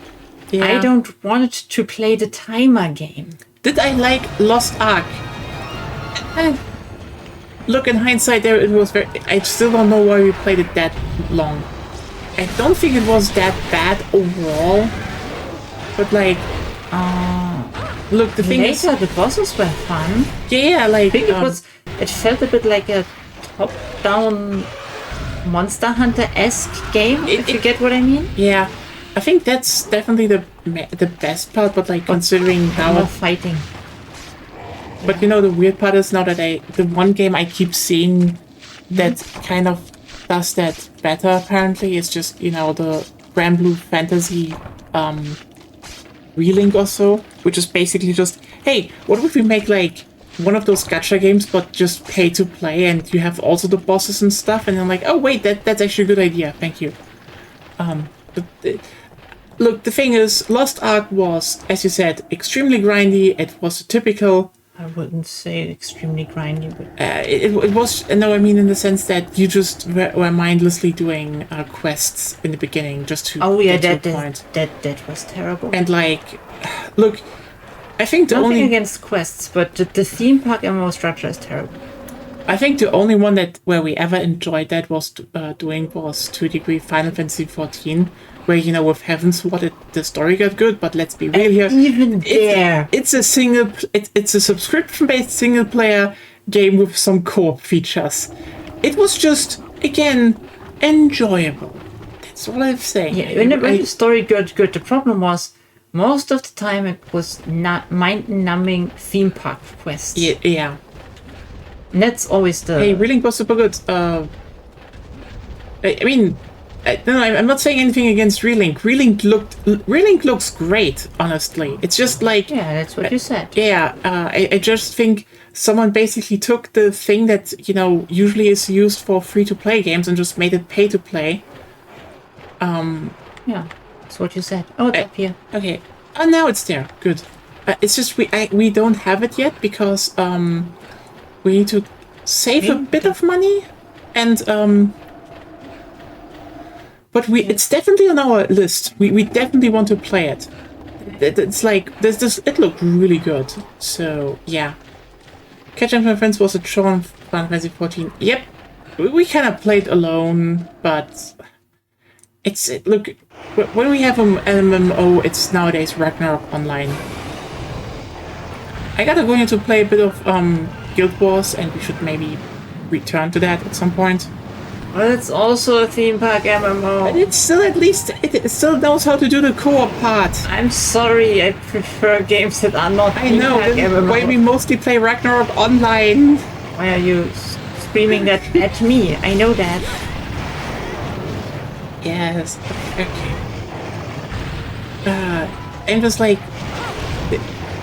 I don't know, Lost Ark was fine, I guess. It just look, the problems with Lost Ark was mainly the monetization in Thailand, as you said. What is a theme park MMO? Oh, basically those where you just get guided through something until you... Through different quest lines until you do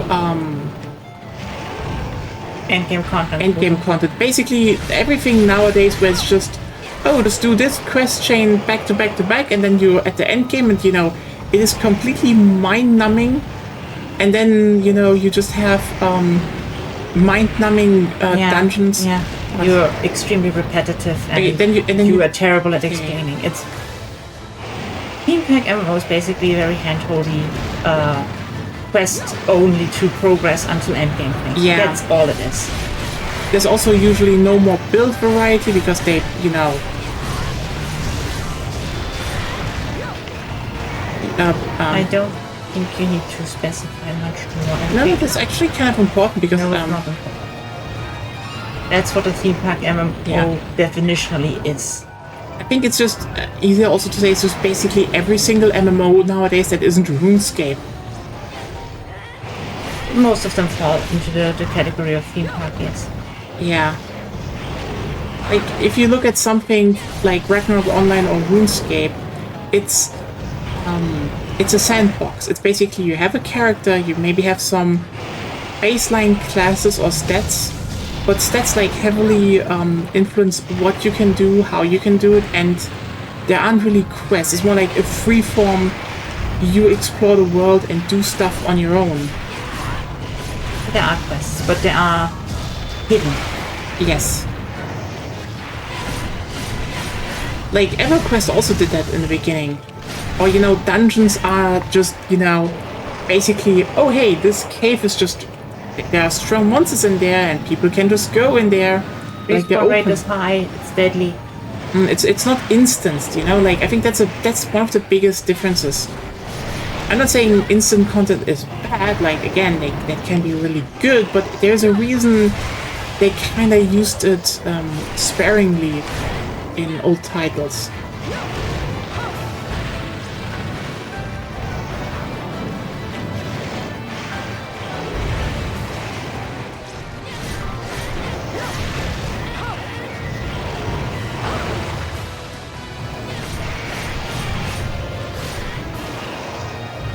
Like, the reason it's called Theme Park MMO is basically because, you know, when this shift happened towards, you know, you have player finders for dungeons, you have Quest markers, everything is shown in a HUD, etc. The thing that people compared it to is like, because a theme park to a degree tries to make you pretend you're on an adventure with, you know, rides, etc.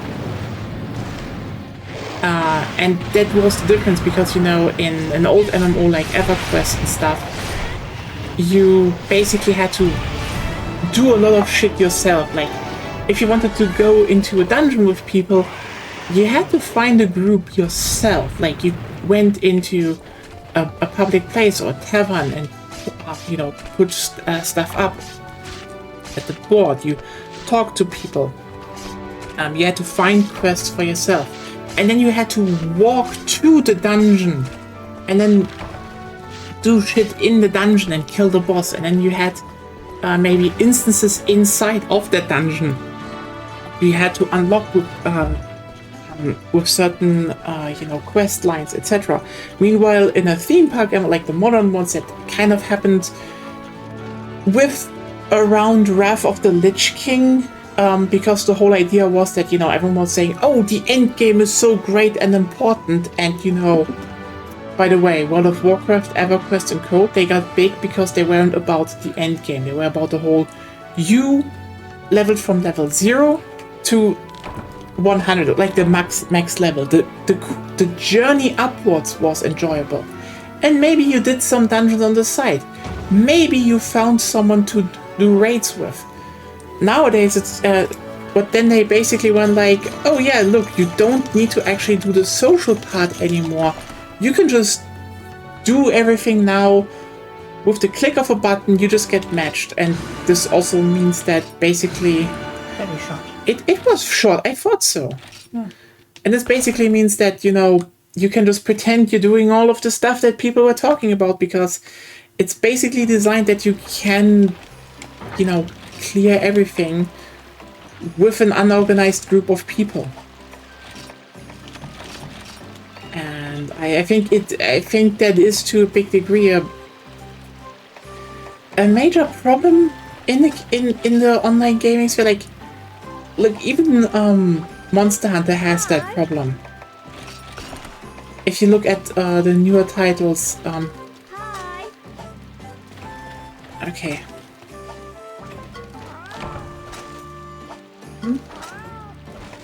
If you look at the newer titles, they always are like, oh, we're getting you to the end game. Like, for example, my introverted ass really likes those features.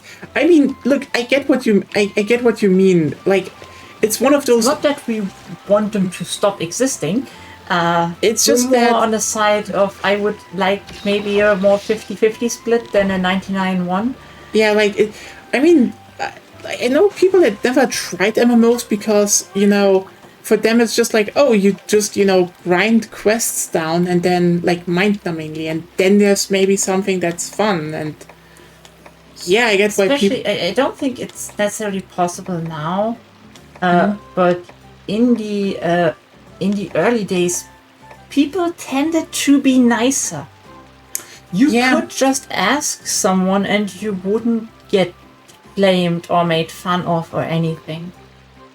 I mean, that's kind of important because, usually on your server, especially if you played something like a tank, people were nice to you. Oh my god, if you played a tank or healer, people courted you. You were the MVP, because the thing is, most people want to play damage dealers in the MMO. And every Final Fantasy 14, everyone was on their own. Yeah. Yeah.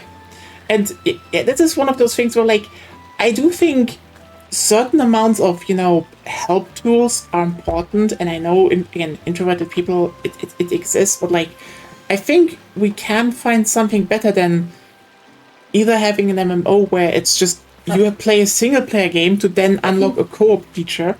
I think I fall more into the introverted spectrum. Oh, you're very introverted, yes. Okay.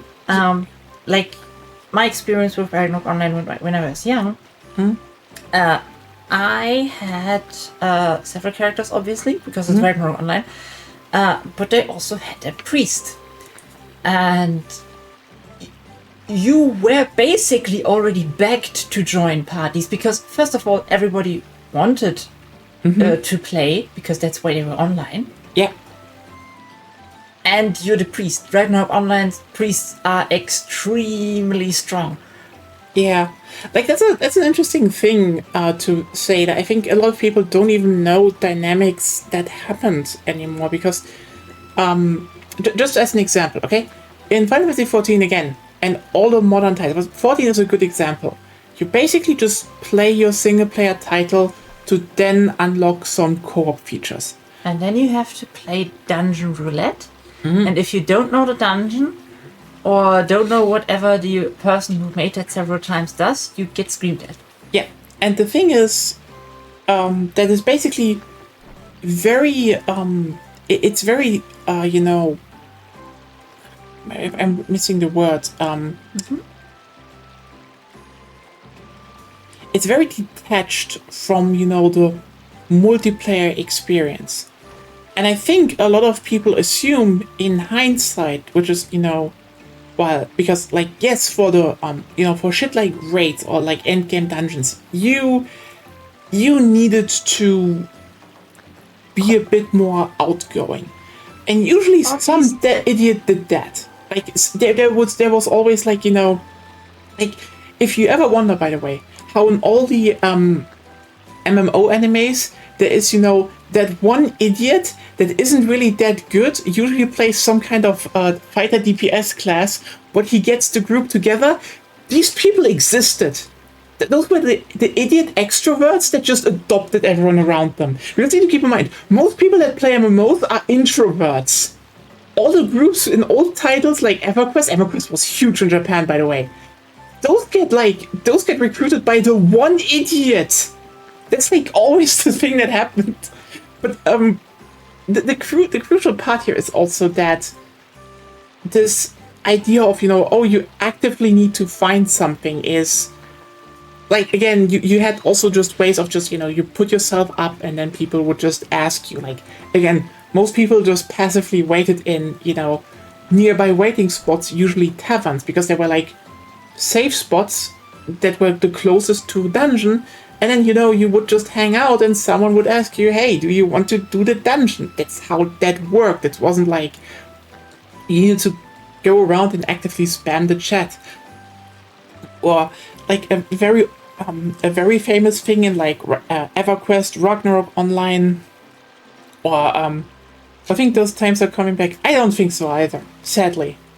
Or in, what was it called again, RuneScape? It's just like, you run into someone on the map. You were just like killing monsters, and then someone comes you run into someone, you're like, killing monsters, and then you either both start jumping or sit down in Ragnarok Online because there was no jumping feature, and it's like it happened very organically that you just ran into someone and shit happened. You greeted them indirectly, and then you either stayed out of each other's path or you started to chat. Yeah. And you know what the funniest bit about that is, by the way? And this is, by the way, why it was big, and I think a lot of new people never realized that. A lot of these dynamics were basically replicated in Destiny. Destiny is almost extremely designed around those old things. It's still more, quote-unquote modern in a lot of ways, but for example, they have relatively small areas because, engine limitations, etc., etc., but they just sometimes randomly load people in, so you just randomly sometimes run into people, and but it doesn't feel organic. I know. It still happens. It tries to mimic it, but it still does the whole. You need to just wait and find someone for dungeons, or at least the raids was that, and that's why they had actually a very, very active endgame guild, and I think I like the part that they were basically saying, hey, if you're missing they actually did a raid finder for Destiny 2, and I think what I like is the fact that it only basically matched one person in. So basically, if a group was looking for a raid, they were like, oh, we're just 5 people now, let's just open the group and maybe someone matches in. This was still there was a random, but still an organized group that could teach and build social connections. I think that is a really clever thing, by the way. I think that was well thought out. That's true. It's better than having a full randomized group. Mm. Having the biggest part be an already organized group with one person that needs to fit in. This is not bad. I mean, the thing about old school MMOs is I think there's a chance, but I don't think... You can replicate it somewhat. I mean, not completely. I think the biggest part is just the fact that, when I brought back World of Warcraft Classic, everyone was like, oh, just the nostalgia people will play it. And then it turns out, no, a lot of people wanted to play it. And there is a reason a lot of these games are having, Do we, by the way, want to do Gold Rathian and Rathalos? If we want to do it, I need to switch to electric. You can also do it later. What would be something with fire damage? Oh, to the Rumboros. Yeah. Come on. Yes. To Duram. Double that. But RuneScape Classic has a big resurgence, and I think for good reasons. Ragnarok, look, they've tried to making that one a thing again for a long time, but the problem is... Okay, the thing is why Ragnarok Online will never come back is the fact that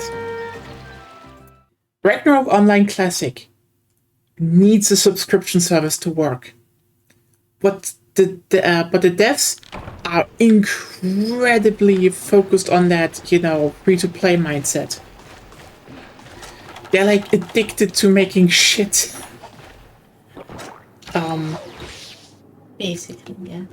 But yeah, it's one of those things where the problem with MMOs is just it's logistics. This doesn't mean oh, people have forgotten how to do it. It's just genuinely logistics. That's why the quote-unquote theme park MMO took off that much, because MMOs were once the realm of basically independent devs that just wanted to make the thing they want to do.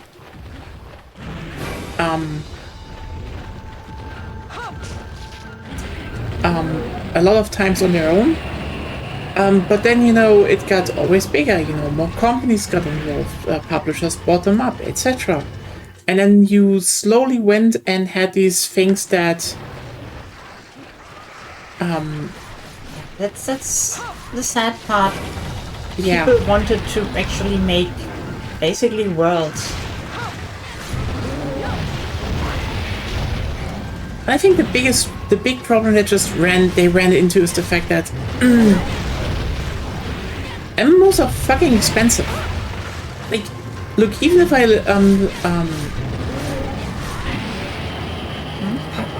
think Ragnarok Online would, if I made a Ragnarok Online, like, this would be like the cheapest thing to do as an MMO, okay?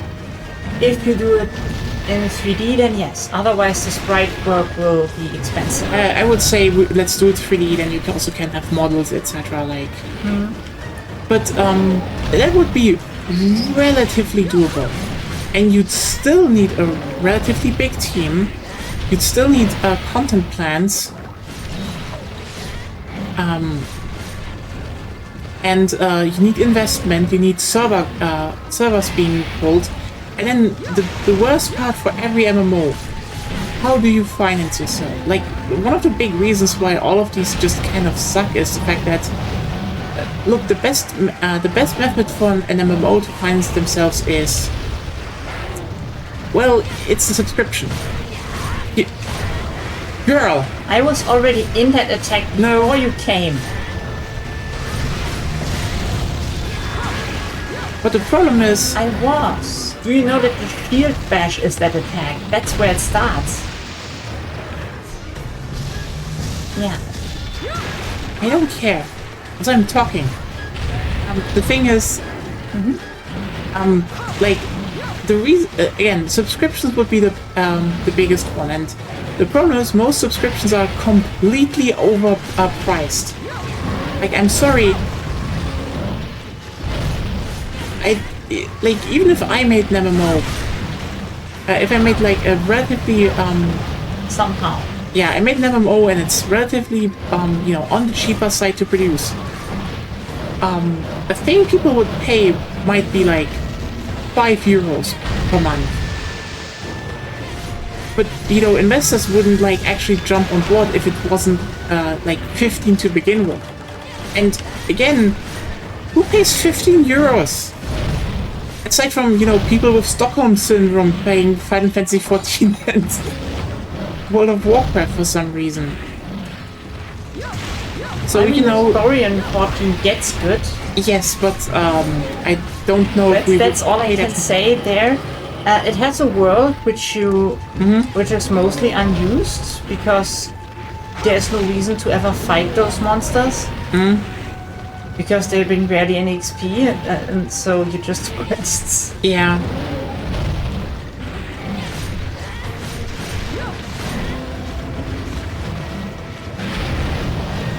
It's just one of those, that's why, you know, everything is focusing on the end game, because basically the MMOs want to retain people. This is why they want to get everyone, like, as much people as fast as possible to the content that statistically keeps the most people playing. Because the thing is, like, if I talk about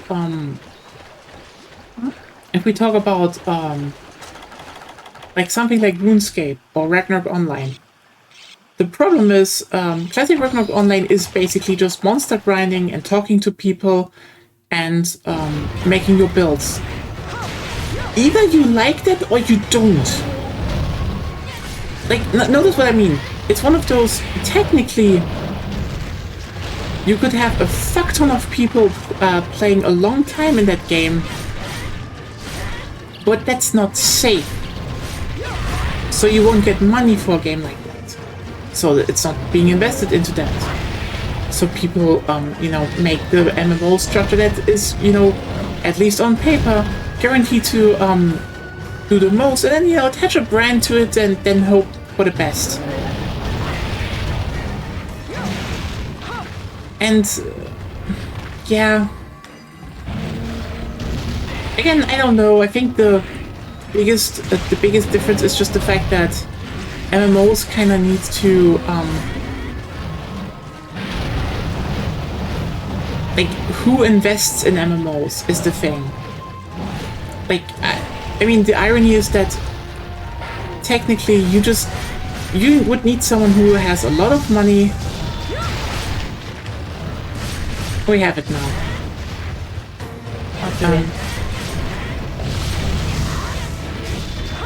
And is willing to invest in an MMO that is, you know, not conventional.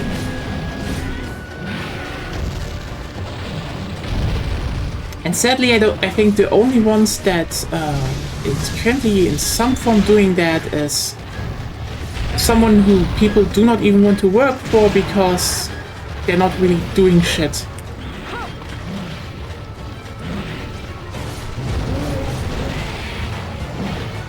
It's kind of wild how all the Kickstarter MMOs failed for very different reasons. I wonder if Pantheon is still shit. I don't know. Pantheon just had the problem of, I think, the lead designer died during COVID. Yep. Yeah. That's a thing, by the way, Asuka. There were a few MMOs in the making, but let me put it like this. One of the most well thought out was, how's it called? Camelot Unchained. Problem is just the guy who made the game, who put this one up, kind of just thought of, hey, why don't we just, you know, build our engine from scratch, and then they kind of just, you know, still are doing the engine thing, and it's... But ironically, the studio is still going because, his sister. Yeah, his sister is like actually a really, really rich investment banker, and she's just like, yeah, I'm gonna bankroll my small brother. It's just like, okay. Why not? Why not, I'd say, yes. Design documents are good, but the actual progress of the game and stuff... It is, yeah, that's the thing. And Pantheon was one of those... They actually got to, like, a relatively playable state. I mean, it's out. The thing is just... Is it? No, it's in early access. Pantheon. Yeah, Pantheon is out. The thing is just... the lead designer for Pantheon was the lead designer for the original EverQuest. And again, he died during COVID, so they basically were suddenly like, oh shit, our lead person is gone, and we're running out of money. Oh fuck. So... It has some properties of older MMOs, like people are running a postal service last time I checked. Oh, yeah, right. A completely player-driven postal service, self-organized and shit. So that's at least something, but yeah, no, I know that. But the game doesn't have content, the moderation team is, from what I heard, terrible. And that's also a problem if you want to bring out an MMO. You kind of competing with what people expect now, which is basically classic World of Warcraft, and that's a lot of content. Yeah, even modern World of Warcraft, but like that has other problems. But I have no idea what you mean with even modern World of Warcraft. I mean, basically, you know, if you make an MMO nowadays, they have to compete with so many like working MMOs, because like, look, the reason I'm I kind of like what Final Fantasy XIV offered. I just... What's the MMO that's worth playing? None. Right now, okay, look, I'm joking, but the thing is, if you want to play an MMO nowadays, it kind of depends on your personal tolerance. Okay? Yeah. What do you want? What can you tolerate? Yeah. Like, I played EVE Online, for example, for a long time. Now it's free to play and you can buy skill points, which I hate. Because It's not free to play, but yes, I know. Yes. Still, because the cool part about EVE Online was that you could only raise your skills with time, just in general, over time. That was kind of awesome. Yeah, I mean, look, I would have really said if you're in sicko mode, play EVE Online, but the thing is just yeah, just go into EVE Online, make a character, go into a corp, especially like a casual corp, and then rob them. Yeah, that's fun. Never see them again anyway. Don't need to talk to people. It's so hard to get into. I only played like 50 hours. Well, that's more than I did. I fucked up the tutorial mission. Yeah, you can You, rob... you forgot to accept the quest, I remember correctly. Yes. I was not good at this shit. Rob them, yeah, you can rob other player groups. That's just part of the thing. The moment you have access to their vault, you can technically just yoink by... Yeah. Again, EVE Online is a sicko game. That's EVE, yeah, but that's EVE Online. Like, espionage and player sabotage is just very normal. That's literally the name of the game. Yeah. If you ever get invited from a corp, for example, as a newbie, and they bring you stuff through a freighter into NullSec, they give you that service. Be sure that they actually want to do that and not just steal your stuff. Yep. Because they can just run. Yeah, the thing about EVE Online is just they're literally all just evil people playing there. It's just Stop saying that. I mean, it's more like, you know, it's like the most open sandbox because everything is player driven. So like, for example, if you want to make money on the market, you could just like edit the wiki if you want to. That's illegal nowadays. Yeah, I know, because too many people started editing the wiki. And then So if you don't aren't catch, then you can do it. But yes. yeah. Look, that's not like the most absurd shit from EVE Online. Like, everything what we're talking about right now kind of just happened with the downfall of bot, but that's its whole other thing.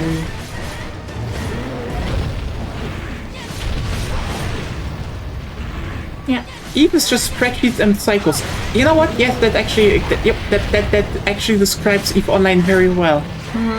That's its own thing. Like, it's the most. Don't remember how the ship was called. Basically, the second biggest mining ship is where I made profit. Yeah, because like, you know, some people just I mean, it's not only spreadsheet and cycles. Like, for example, some people just mine, but then you have to fight against the Chinese that have drone fleets. And the Armageddon, if it's still there. Yes. Because at some point things get too cheap and people call for the Armageddon, which means every Hulk, which is like the best mining ship, Yes. gets shot down that is seen. Which means it's destroyed. You know what? You know what? I will just say, the people in EVE Online care more about market stability and capitalism than the real world does. Even if their methods are unique. But, you know, they're also just like chill stuff. Like, you can explore stuff. You think exploring is chill? It can be more chill. But I think It can be chill, yes. It can also be very nerve-wracking. yeah, and then there's also the whole thing of you can just be a trucker. Like, you need to keep in mind, everything people have is stored in space stations. If you want to get something from place A to B, You need your ship.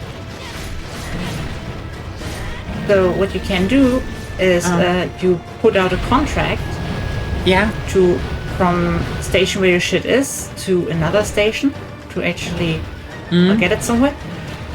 And then, ideally, you should also let the trucker in the contract pay an insurance. Yes. In case he gets shot down or something.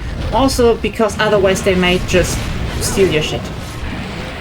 but some people, but they are like But organized. even better, if you're smart about it, and maybe your stuff isn't worth that much, but you have a good ship,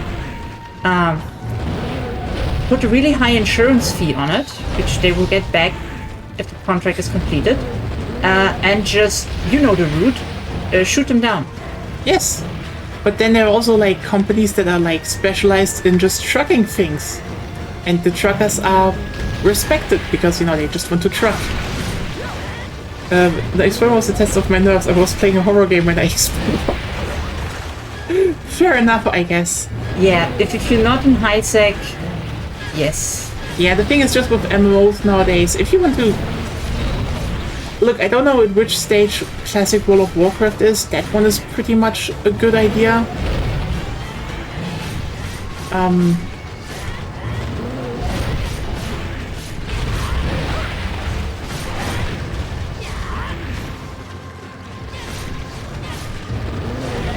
That is like, if you want a more classic experience, yeah, Classic World of Warcraft isn't bad, like, generally. But,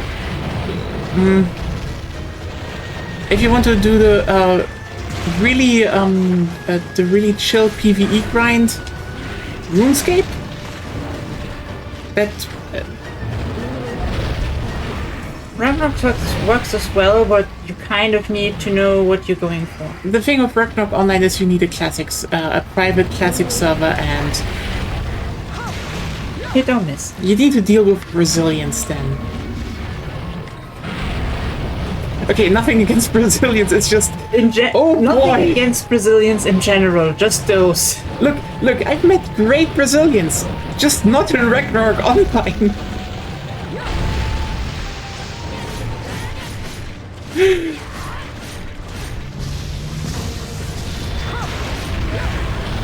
I don't know why, but I've always been like the worst.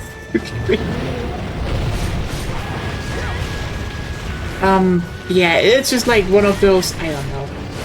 You know which MMO I would actually recommend if they ever made the smart decision of localizing it and, you know, putting it in the same subscription? Final Fantasy XI. Because that is still running and still basically very, very old school. They never changed that. There was never a Mist of Pandaria or something expansion with that. It's just very much a classic MMO it's just doing its stuff, and that's kind of cool, honestly.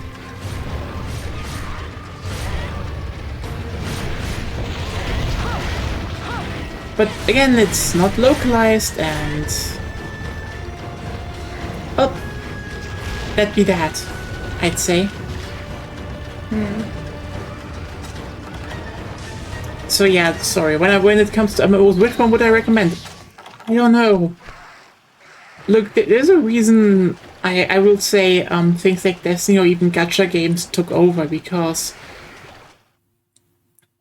if you want to have one of those, you have to do something games, but with like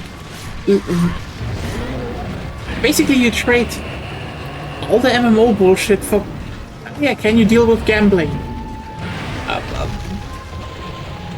That's up to you then.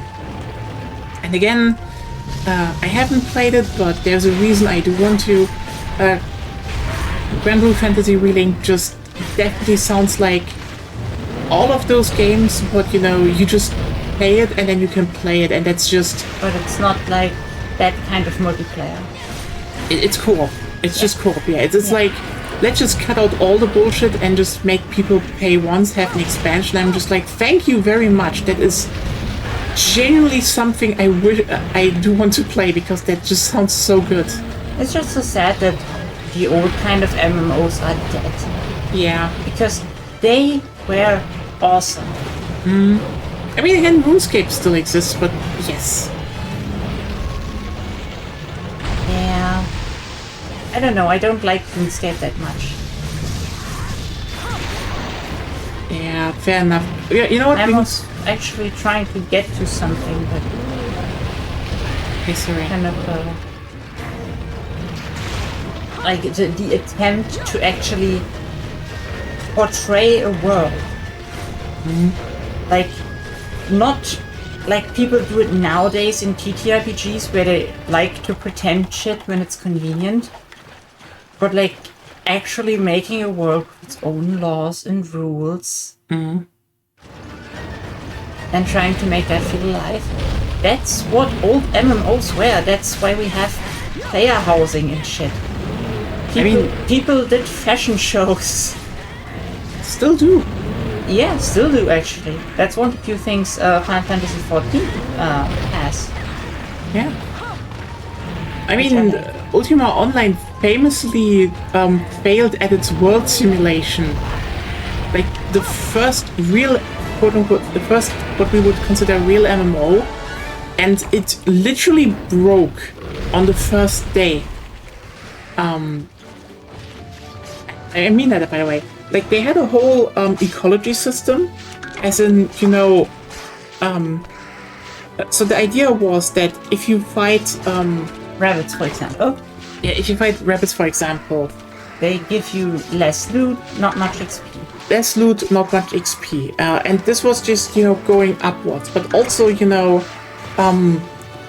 bears and wolves would hunt like deers and rabbits, and if those got too much, you know, there were quests, but also, you know, players could fight them because they got, you know, better materials and more XP. So the idea was, oh yeah, there's like this ecosystem that, you know, monster like that animals build upon each other, and the players interact with the environment, etc. That was all programmed into Ultima Online. Good idea with one oversight. Yeah, because here's the thing. Ultima Online, the quote-unquote first real MMO, opens its doors, and on day one, this whole simulation breaks down because people just started murdering everything in sight. Because turns out, players didn't care that a rabbit just gave less XP, it gave XP. So they killed the rabbit. It was there. It was there. So they killed the rabbit. So what actually would have saved the thing was if too much of something is killed, it gets less and less spawns, so that people actually would want to try to preserve the environment. Well, that's an idea, but also I don't know. It was still It is very... an idea. Yeah. You could kill people in an open field, so people could have done it. Yeah. It's just very funny what happened there, you know? It's just like one of those... It's just kind of the perfect of everything. Perfect encapsulation of online dynamics. Okay, so what is still weak against fire? Those.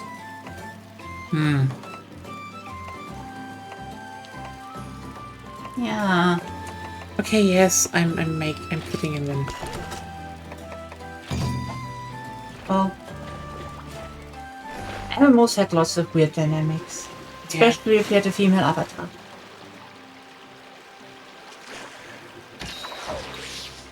Oh boy, were there so many creepy people when you had a female avatar. But you could still, like... You could get free items too. I don't think that's, like, an upside. It can be. RuneScape has the famous I pretend to be your girlfriend service for money. Yes. I remember that. Also, remember... Oh my god. Okay, so...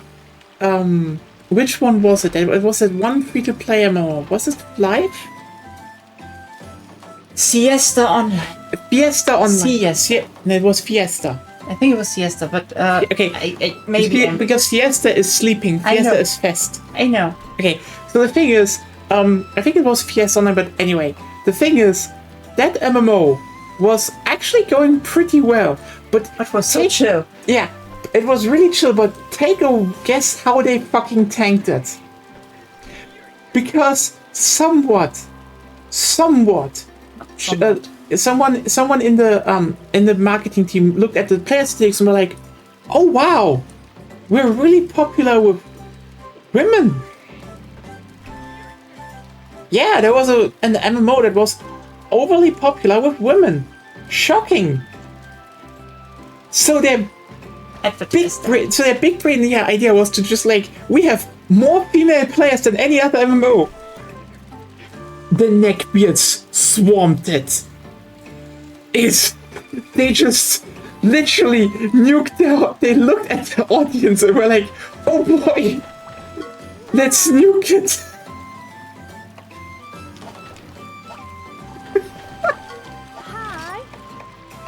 Wow, so stupid.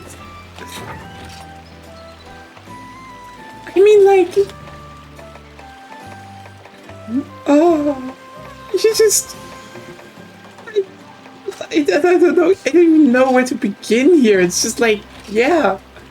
Oh no, oh no, indeed. It's one of those decisions of all time, because like, look, if you have a female player base, you don't say that.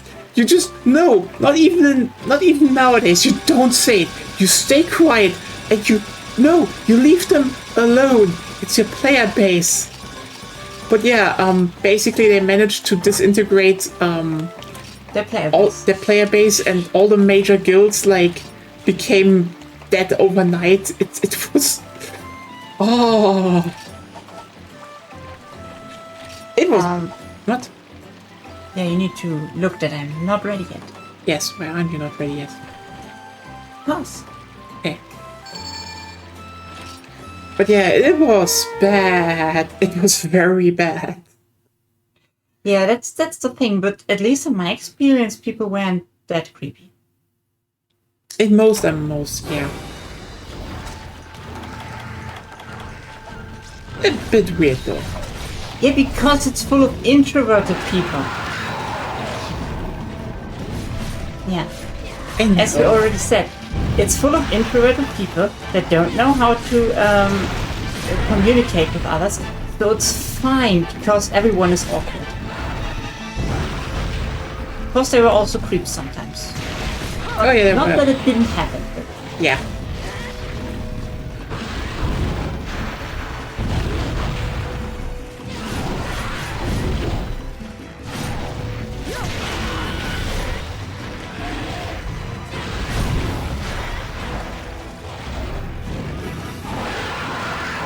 that's why most spies in EVE also use female avatars and are ideally also women. EVE Online. Those are the most popular spies because in general, men still think women are stupid. It works every time. I mean, it was literally in the British Handbook for Spies. Just like quite literally, the British Handbook for Spies during World War II was just like, if you want to find out about something, don't ask directly. Just state something incorrect about it. One guy will try to correct you. It is fucking hilarious. MMOs represent real life in some form, just truly. Oh, it's full of humans. Yeah. It just, no, I think my biggest complaint with, a lot of MMO design is more like, if I look at, for example, Monster, that was actually an original topic, by the way. Wilds is just, you have like a very mind-numbing single-player quest, and then it's like, and now you can play the end game. And like, but I like my guild hall.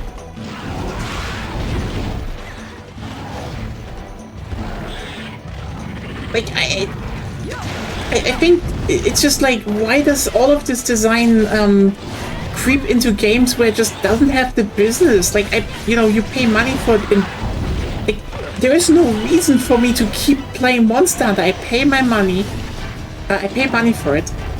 I'm going to play this one a lot. I played so much Freedom Unite in my life. I bought Unite twice.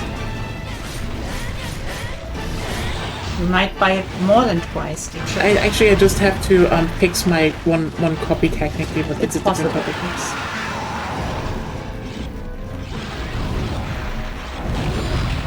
But it's not a game where I think it, I want to enjoy the journey. Like, look, it's not like,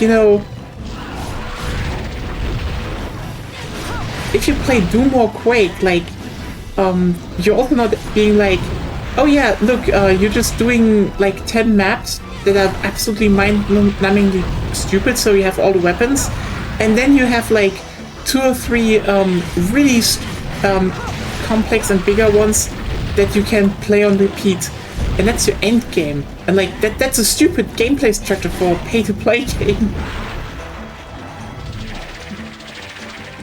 It's sad, yeah. Like, then again, I think the complaining about MMOs is almost like just unimportant nowadays because.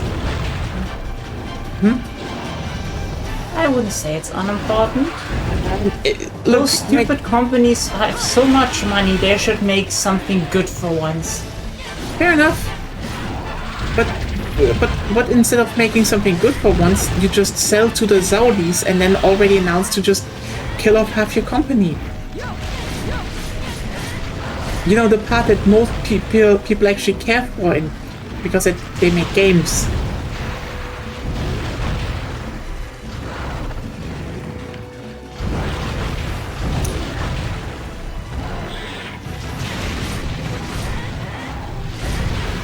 Yeah, look. I don't know. Look, I'd even like would love to see something like Fiesta Online Classic. I think Lost Tale in good.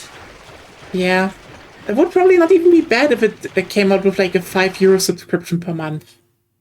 I'd play that. I think there are enough old, dead MMOs that you could easily revive if you had the license.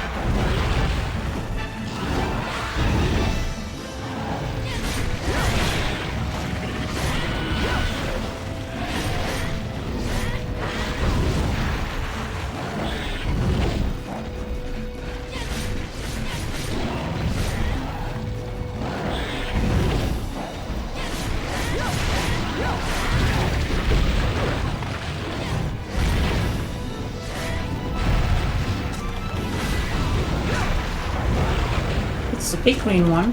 Yes.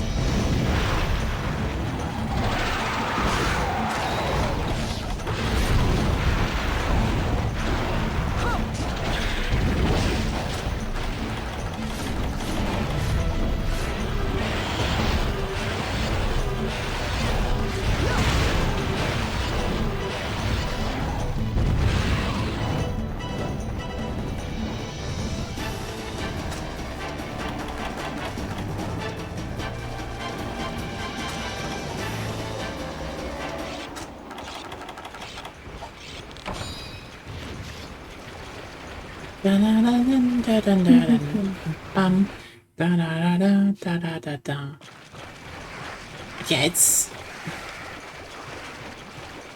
How do I actually end up with MMOs? I really just wanted to say I hate the fact that Monster is now also just,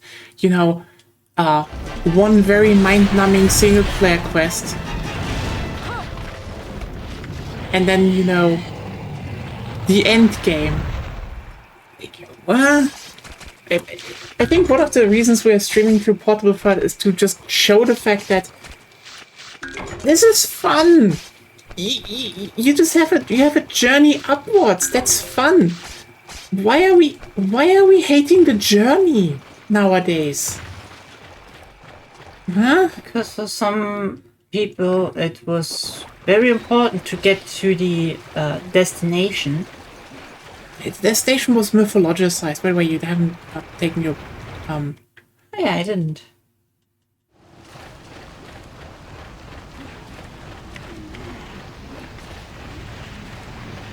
Of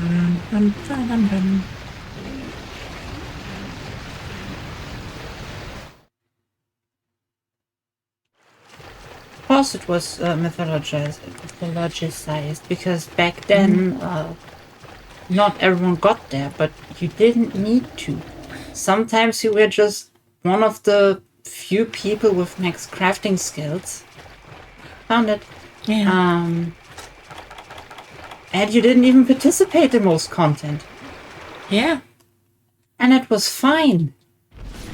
Because as I said, it was about simulating a world, not... But like... everyone does dungeons and raids. There were people who played, if we especially talk about EverQuest, I think it was Necromancer, right? That were the hardcore solo players, quote unquote. Because this was one of the few classes that could clear content not made for one person as one person. Yeah. Not well, not fast, but they could do it. Also, by the way, when we talk about Monster Hunter, a good example about what we've heard is what I mean with the whole journey. If if you just play normally upwards with key quests, etc., you will not make all quests, and then you will do Yenmoran, and then you will do Amatsu. And you know what? That's fine. Like, look, if you just do that, like, or you defeat Ukanlos in Freedom Unite, you defeated the final boss. That's like the one you're supposed to like fucking proof of a hero plays with Yenmoran. Amatsu is just like, yep, you're now able to actually prevent disaster by killing that one Elder Dragon that showed up. And yeah, cool. And then you have, but here's the thing, as I told you, there are 3 secret monsters, because if you do more than relevant, you unlock Ukanlos, Akantor, in this one, and Alatreon. And the thing is, look, I don't know if we should build an Alatreon armor set and weapon set, because I don't think it's even relevant. But you know what those are? Bragging rights. Or if you're interested in crown hunting or doing better times, or just being stronger, or you like how they look. Yeah, I mean that was kind of the idea of the final boss in Monster Hunter games. Like, for example, in GU you also have how's it called again? The bug. And why is it there? Because it's just like you defeat it, you build yourself the best armor set and weapon set in the game. You have bragging rights now. Like, that's the thing. If we still decide to go a bit longer with this playthrough and we build an Alatreon set for both of us, probably won't use the Alatreon set at all. Yeah, we won't use it because it's a final monster. No, it's not the best for me. Which one would be the best for you? Mixture of Amatsu, Yenmoran, and Silver Soul. I mean, we could also try that, I guess. The thing is just, you kind of build that one set at the end to, again, for bragging rights. And one of the reasons why those work, why they were mythologicized, was, I mean, not everyone had them. It's the same with raids. Yes. Oh look, I did a raid. Yeah, you did a thing that not everyone could do because not everyone had maybe the character or an organized group to even beat it correctly. It was just something that was rare. I think another very famous example was in the first Star Wars MMO, Galaxies. There were no classes. There were like professions, like skills you slowly build up. And so you basically could be traders, etc. But like, if you put in the time and effort, you could learn the Force, you could learn lightsaber combat and be a Sith or Jedi. The thing is just, and that's actually a crucial thing here, there were only like 3 to 4 per server. They were like not a lot, not in the dual numbers per server. Meaning, when there was like, because this was an MMO with like literal town, like people built their own cities with like shops and NPCs, etc. So if one faction attacked the other, and you know, on both sides suddenly a Sith or Jedi showed up, that shit went down in legends. Because, you know, you just like replicated Star Wars very organically, because there were, you know, there were just not a lot of people that could use lightsabers. And then they overhauled the game because they wanted to have more wide mass appeal, and they introduced classes, so you were just now a Jedi with the click of a button, and it completely killed their player base. Because that's the problem with MMOs. The best MMOs are not built for mass appeal. As I said, it's about building a world. It makes no sense if every fucking person is a Jedi. Yeah. Even if you make the characters, the player characters special in some way. Makes no sense. I like story-wise the idea of the saviors a lot. You know, we keep bringing that one up, but that's actually a good MMO story, by the way. Because I think a big example of what goes wrong with modern MMO stories is, you know, you're in a game where you play with hundreds of thousands of other people, With a massive number of people online in an RPG. but you're the chosen one. Excuse me? Like, look, even Final Fantasy XIV starts as, you're just an adventurer, but nope, you're the chosen one. Maybe they clear it up later, but yeah. We're still at the chosen one stage.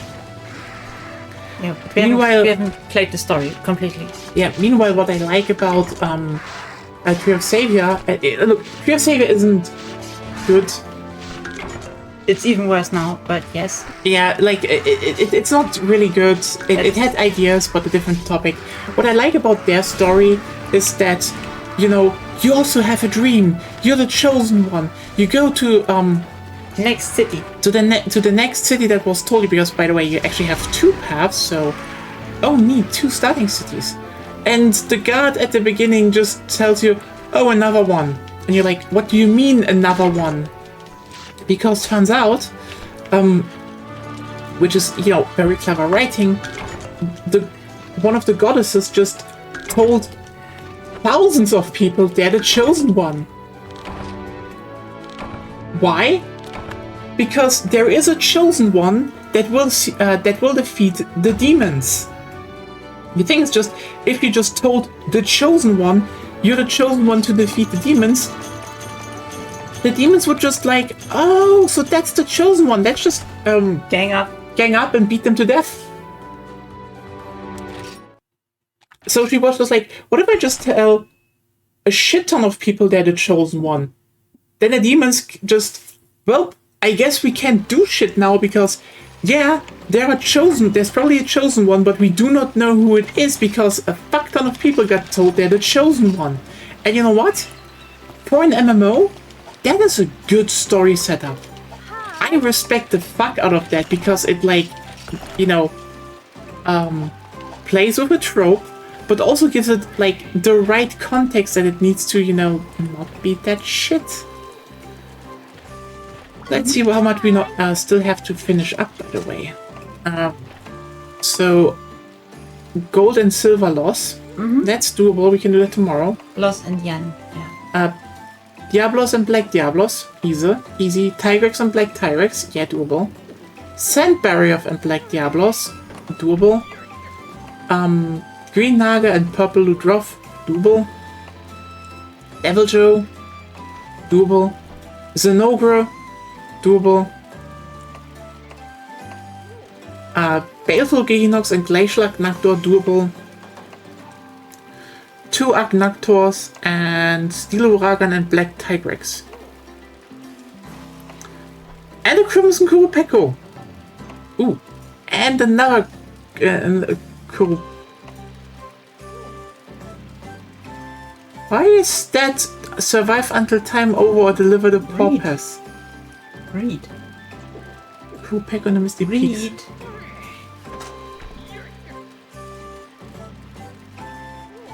Hunt less than one of each monster. Okay. Further. Ah, that wasn't translated. Very sad. Okay.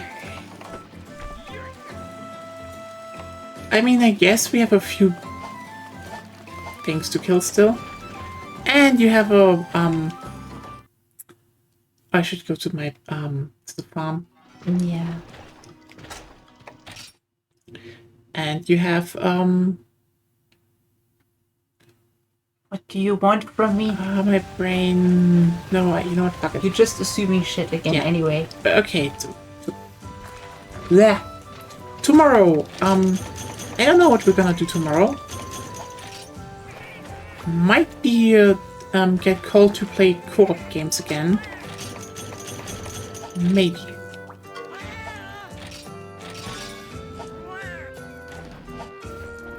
But yeah, you hear Heidel and it's just like, oh yeah, you just adventure on your journey. Actually, you're now a chosen one. Okay.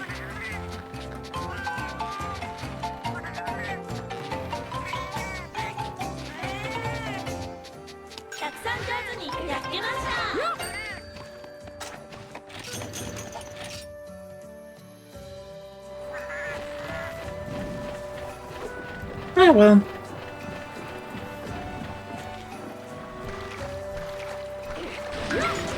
But yeah, we're nearing the end.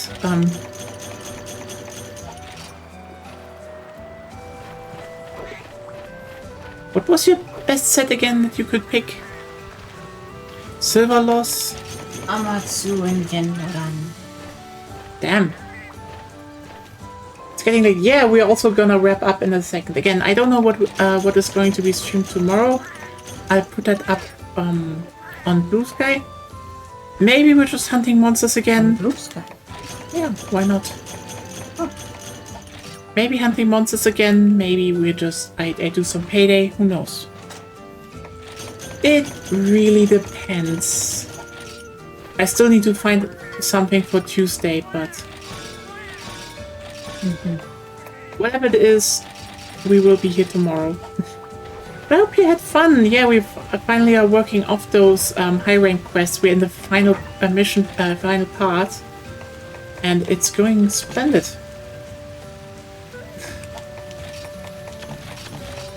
Yeah. Honestly, also slowly not using it that much. I'm using, I don't want to use that much social media anymore, but sometimes you just have to tell people shit like, hey, I found out yesterday what, okay, so for everyone who's wondering, everything that is advertised on YouTube is a scam in some form.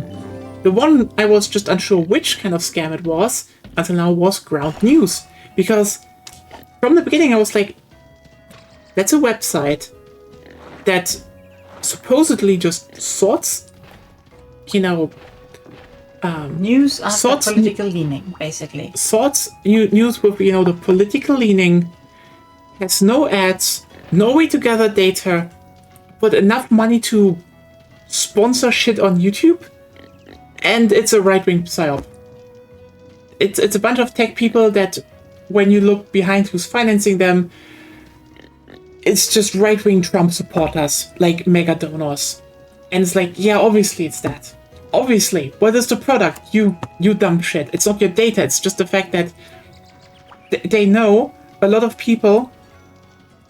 Yeah, it's like, oh yeah, they have like one left-leaning person on the board on Ground News and mostly tech-centrist people that don't really do anything with journalism, but like all the money and cooperation is right-wing donors and an AI company. Oh yeah, by the way, Ground News uses Gen AI for sorting algorithms. Oops. Yeah.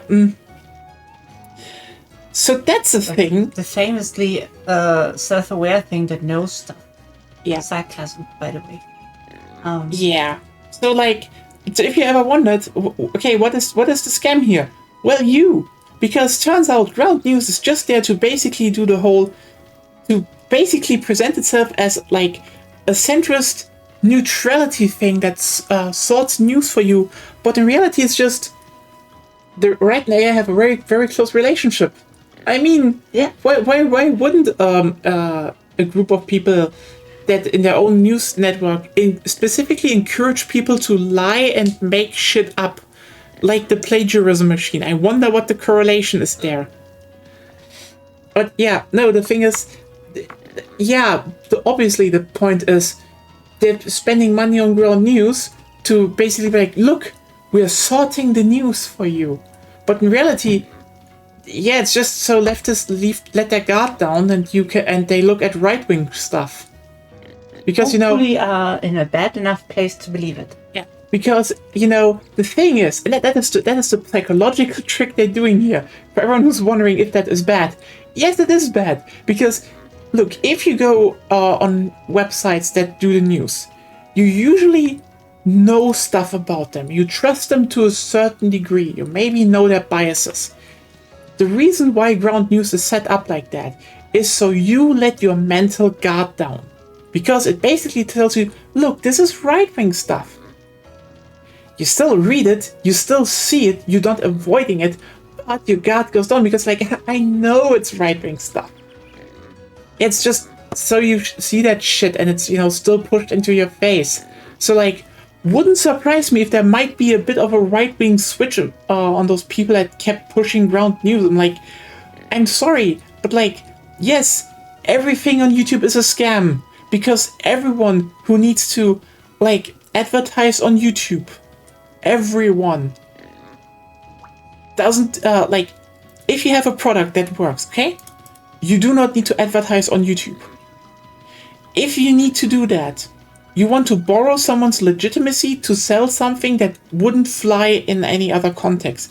By the way, that's why Raycons are apparently still around, because I guess enough people never figured out that someone copying, like, the whole setup of Beats by Dr. Dre, and then, like, Raycon from Ray J, whoever the fuck that is. Had no one looked it up? I will bet you this guy it might even be fake. I've never heard that name.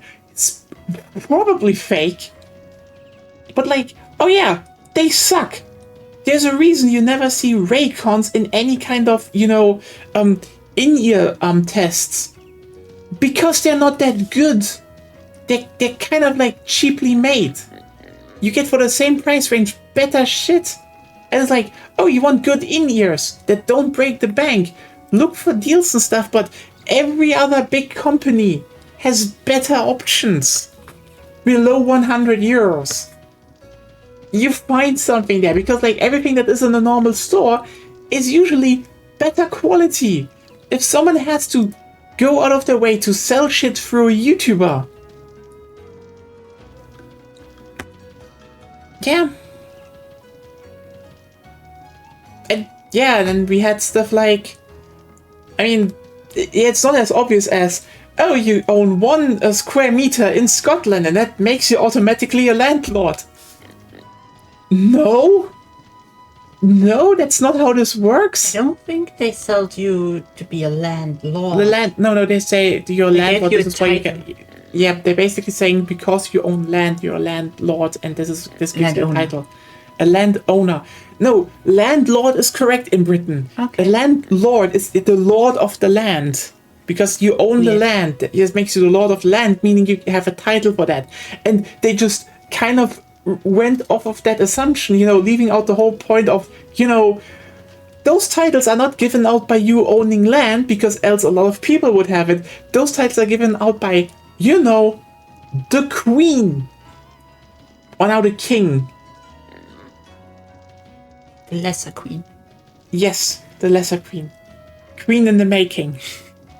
Charles just needs to figure out, estrogen to become Charlotte. Anyway. If that would get rid of the brainworms, I would be on board. It wouldn't. I don't even know if that what I just said is just the most turbo-cursed thing I ever said, but anyway. Charlotte is a good name, though. Charlotte is a very good name. More girls should be called Charlotte. because it's a very, very cute name for a girl. Yeah, no, the thing is, that was a very dumb scam. Or, you know, hey, we have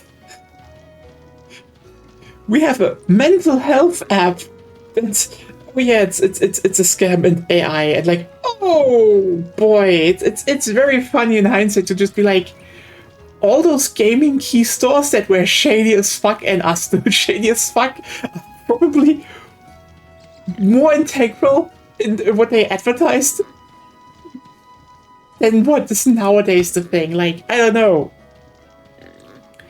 You know what? Probably if ever, like, you know, if I ever get bigger and some site like Green Man Gaming or so comes like, hey, do you want to advertise us? I'm like, you know what?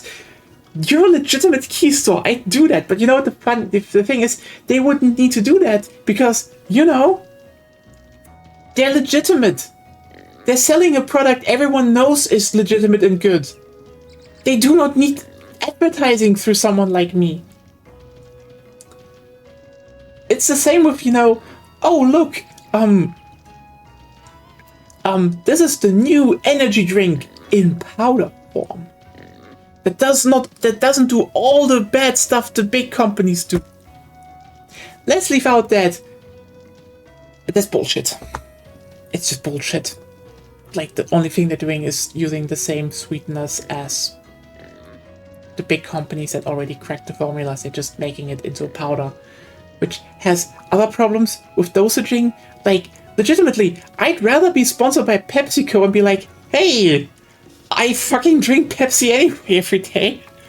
Might as well. I can, like, generally confirm that's 99% fucking water. You're hydrating. Like, Pepsi Zero is just water. You're not even getting calories really from it. So. Anyway, yeah. Don't go to ground news. It's Trump supporters. They legitimately just want you to look at right-wing shit. But yeah, see you all tomorrow. Again, maybe more monster hunting, maybe some bank robbing. We will see. Have a good night. Bye. Bye.